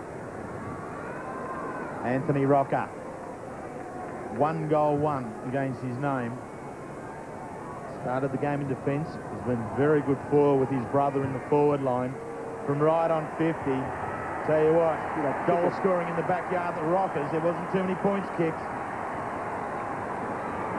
He now has kicked 2. And they can kick the ball, these Rockers. They've got beautiful penetrating kicks, both of them. And Bluey's had a few goals kicked at him today. A little bit unlucky that he's got. But Gavin Brown, just smart play there. Experience. Patheris has been good front and square and on a few occasions. Sits the ball up for Anthony Rocker, takes the front position. Possibly could have taken his arm there, Bluey, instead of trying to punch the ball. Sometimes you see Dustin Fletcher do that for Essendon. A very good ploy.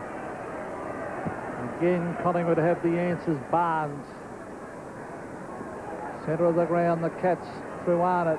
Barnes. Wojcinski. Milburn. Milburn chips it into Burns. It's too high. Burns. Oh, free kick to Collingwood. Yes, in the back. Umpire didn't think he was going to play it at first. Godden's down there with Burns. Scott Burns, a tough nut. I'd say Geelong would need one before three-quarter time. Burns to centre wing. Scholl at the back. And he read it beautifully, Scholl. He should be looking to kick it. He gives it off. Corrigan in towards half forward. Punched away by Michael. Mensch is there. It's a loose ball, centre of the ground, tapped on by Mensch. Was good thinking. Wojcinski, nearly got unloaded. Lockyer, the centre wing. It's all Geelong. Simon Arnott. Now this is Lowther. Lowther chips short. Scholl can play on and have a shot, or is he going to centre it? What was he doing? I'm not sure, but he's kicked it into the top of the square at Sneller's mark. I'm not sure whether he's having a shot or passing. Disguised it beautifully, Peter, I'd say. I think he was trying to take a shot there, but it was the old mongrel punt. Have a look at it. Just flopped everywhere. Oh, yes, I'm in front. Jason Snell. Well, Snell's worked pretty hard. He's kicked 2. He shouldn't miss this one, and he doesn't.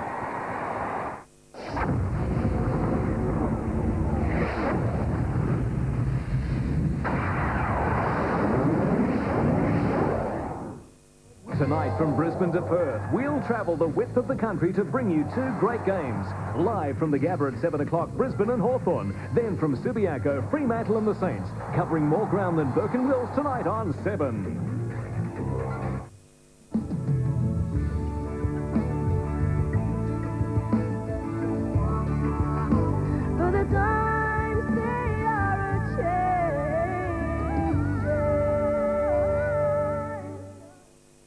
Prices are down and savings are up during the Cosmos 18th birthday stock-taking Save a Fortune sale. Come in and count your savings on an NEC refrigerator, air conditioner, microwave oven, VCR and TV set. You'll save at Cosmos. If you're planning a wedding, book your formal wear this month at Ferraris, and regardless of the wedding date, you can hire from just $49 per outfit. That's a saving of $41. But hurry, it's for bookings made this month only at Ferrari Formal Wear. People travel from all over the world to see the Outback. Fortunately, we have it on our very own doorstep. The Stratco Outback. A veranda, carport, patio and pergola system with exclusive design features and a brilliant high-gloss colour bond finish. The Stratco Outback is unique and affordable, and you need travel no further than Stratco or an authorised dealer.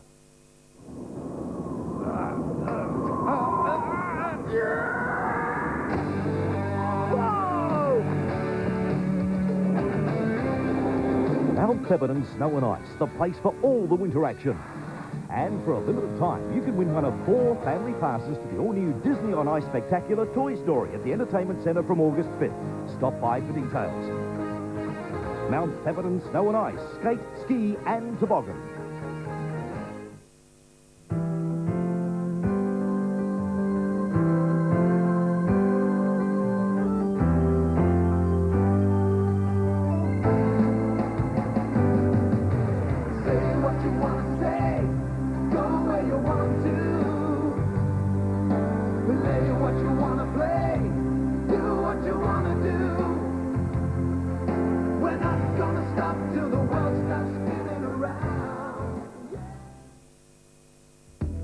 From just $34,990 with dual airbags and air conditioning standard, there's now an even better way to unwind. Hurry to your participating Holden dealer while stocks last.